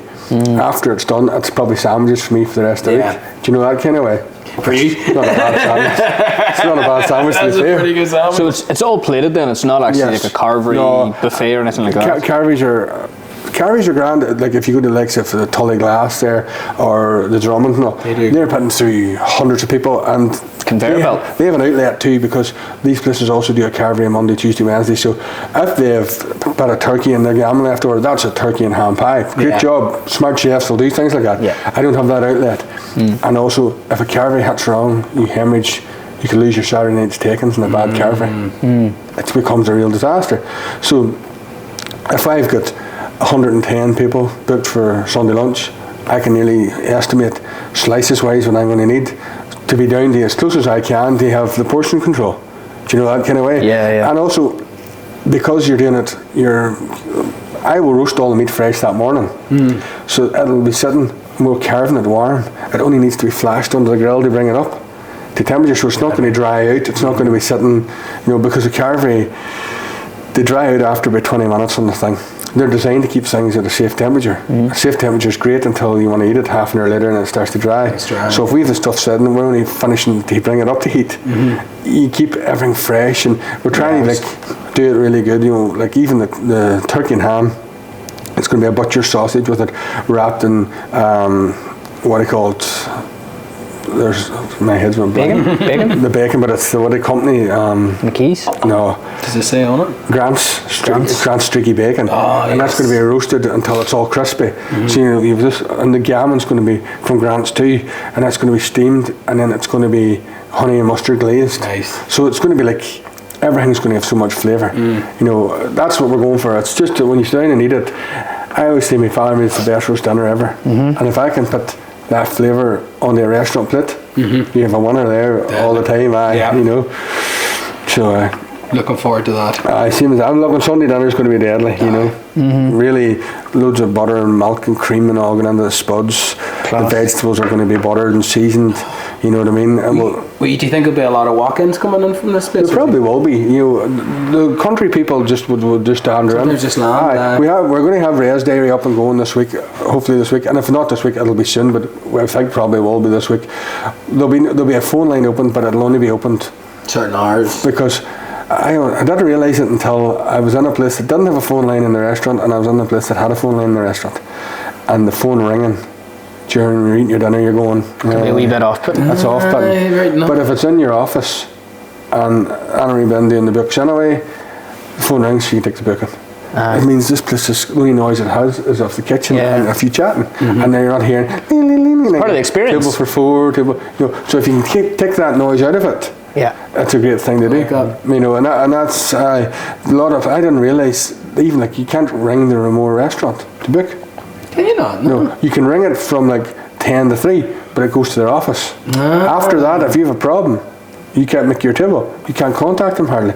Now, maybe that's not a good thing, but it's not a bad thing either. Whenever you're in the restaurant, you don't hear the phone buzzing all the time. You know what I mean? It's all about experience, isn't it? Like everything's that way.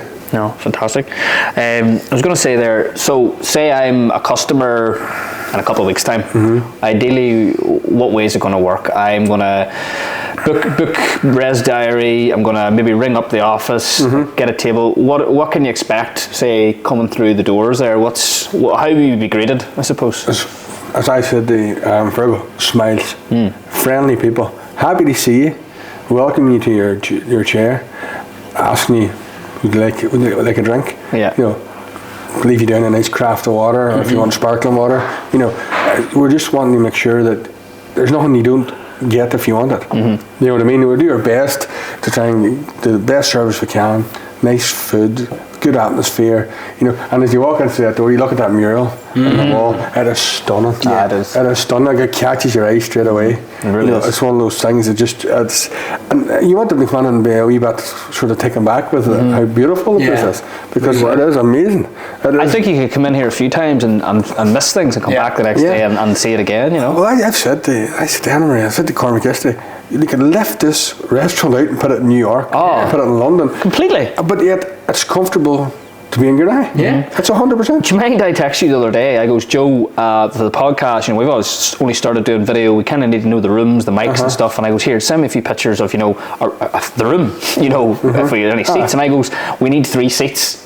We need 3 seats. And he fucking videoed like here. And I didn't know. And I was literally like, holy fuck Joe. I think I wrote back, holy fuck Joe, or something like that. And I was like, Jesus Christ. I know. Like, even that wee snippet that you gave me on the phone, I was like, it's mental. that is the next level that I thought it was going to be. I am not joking. Like. Me too. Hey, but I watched it happen and I'm still standing going. You know that new thing that they're out now, that reel, it's the 2 dogs.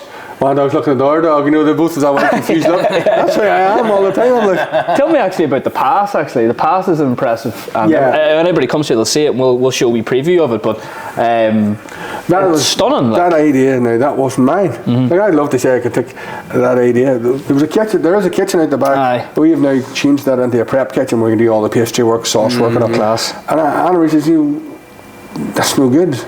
You want to be out in the restaurant. And Cormac was like, well, what do you mean? There's like a storage cupboard, there's out tables and chairs on it. Because that's where the kitchen pass opening has to be. People would come in, they'd see Joe and have a chat and have the crack, and I like cooking and chatting to people. If you're relaxed enough and we get the place under good control, it's a lovely feeling to wave at people and how you keeping them one thing and another. She goes, so, can we do something like that? And that's the thing about Cormac. No bar, whatever we need to do. He removed the wires, the plumbing, waste. I mean, that was a week's work alone just to break that down, to transfer it across, maybe even longer. You boys in here sparks and all, having to transfer power and all. And then JD Kieran came in and he goes, this is our space. He's like, right, no bar. So we had to measure everything out. And the wall at the back wasn't long enough. So when Martin, the foreman, he built a frame. They boarded it, dry lined it to give the kitchen that wee bit extra longer so we could get the oven in at the end. And then the pass was created. The heights and all we wanted, the lights, what we're going to do. And it goes, Anna Marie's like, we'll tile it. And a really cool tile on it. And then she's looking, because that's going to be lovely. Then she went to the signage boys.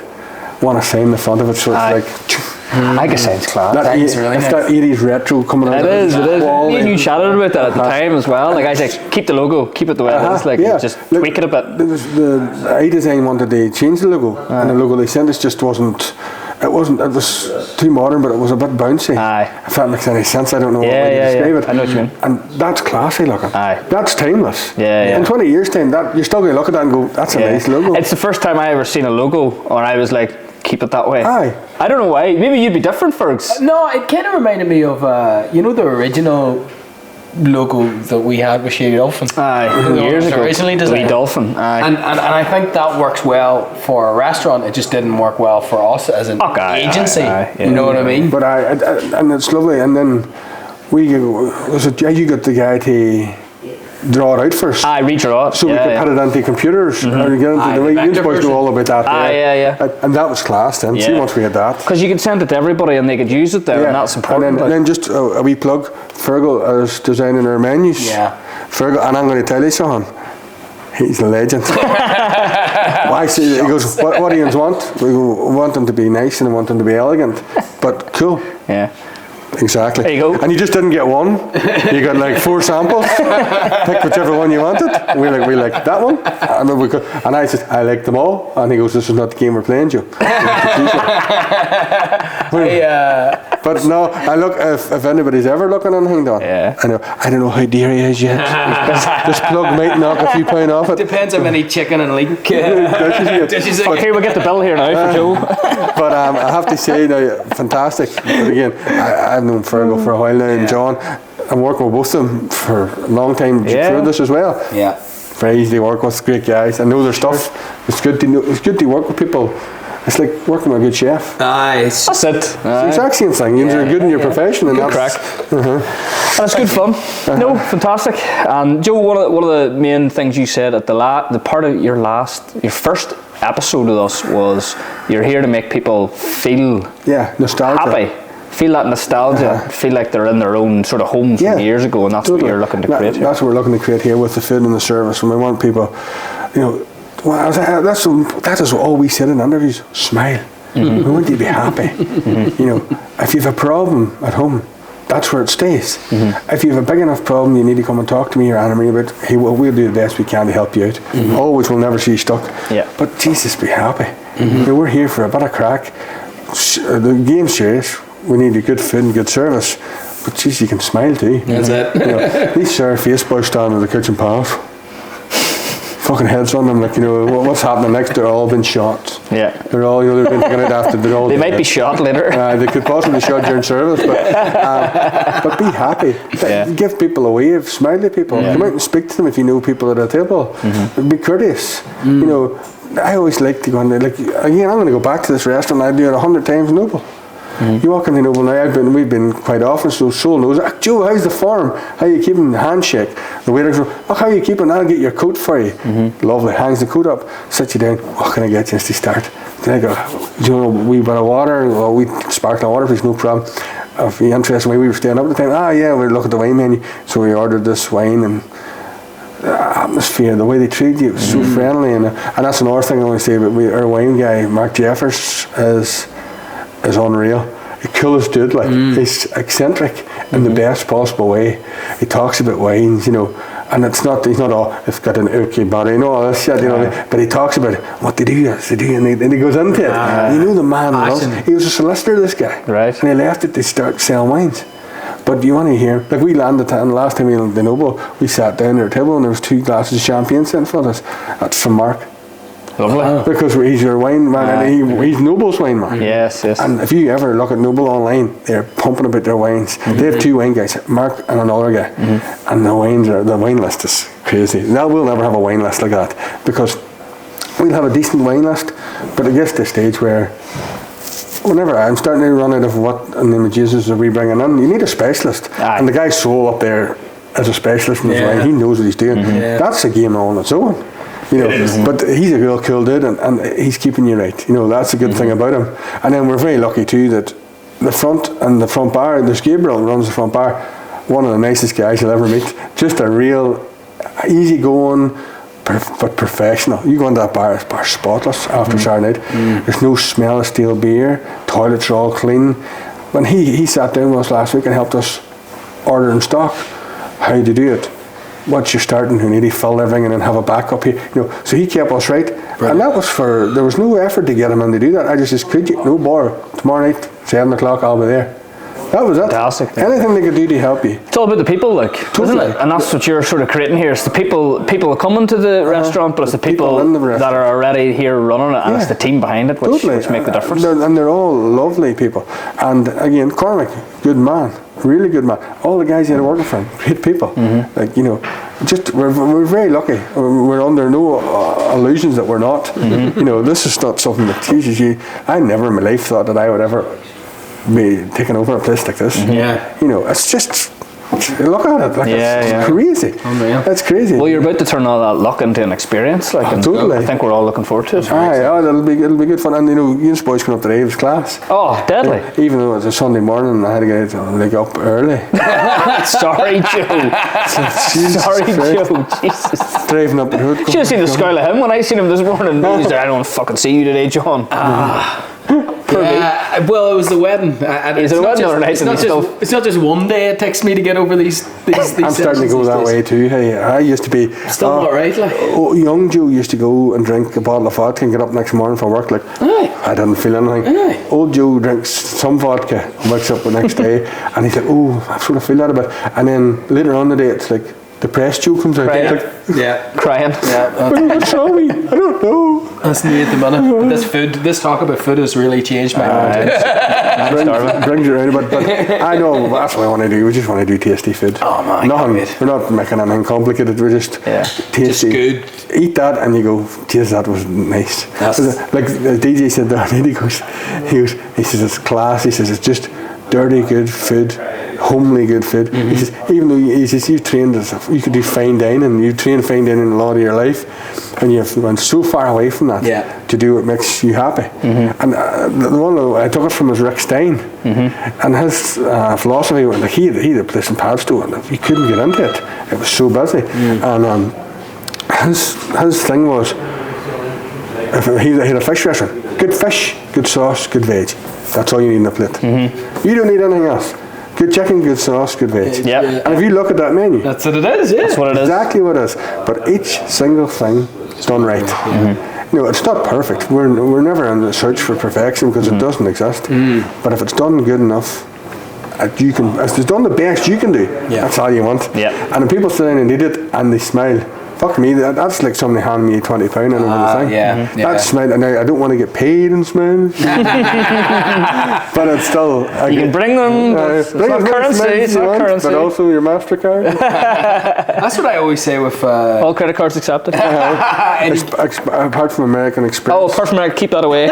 Jesus, it's not that charge you get for using American Express. Oh, really? I think it's like £1.50 for one transaction. Yeah. Who do they think they are? Do you know they fell out pretty much with the down south banks? So American Express is barely accepted down south because they all hate each other. The shops around Limavady now, they'll accept everything except for American Express. They charge on them. So I didn't realise this till recently. That's absolutely ridiculous. Crazy. Stupid, like. I know. Anyway, keep them away. Joe, fantastic. I think that was a fantastic wee glimpse into where we are. I just can't believe we're here, to be honest. You know, we were sitting in his flat months ago, and now we're here now, and this is materialised, and you're open in the next few days, and it's absolutely exciting. Like, and I know. I just really want you to get in that kitchen. Like, I can't wait. I was trying to compare it to something. I've never really boxed in my life or anything. I know a couple of good boxers. And I watched boxing my whole life. It's one of my favourite sports. But I feel it nearly like I'm twitchy. You're getting ready for kind of like the main event. I need to cook. I need to get in. I need to get a pot on. What's your entrance music? What is it?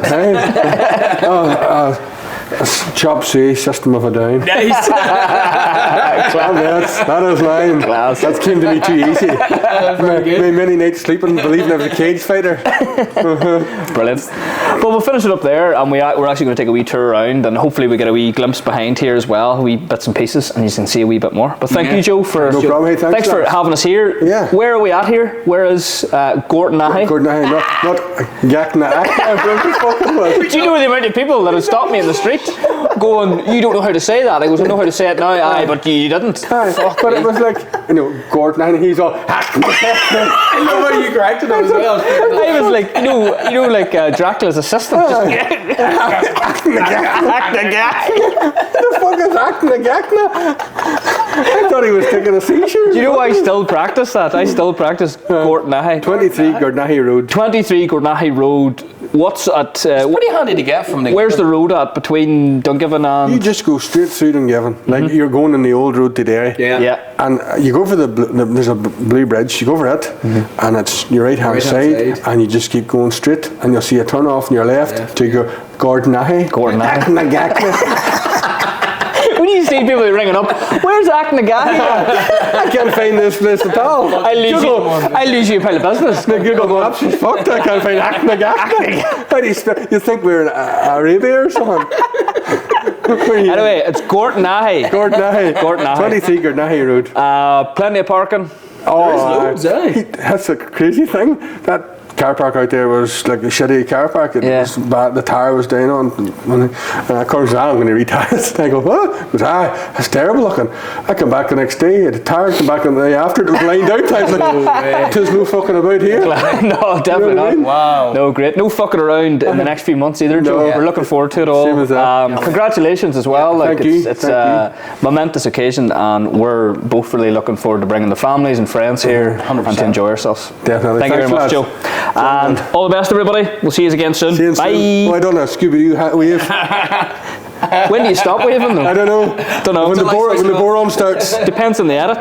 The boron. Do you see us in the camera now just going?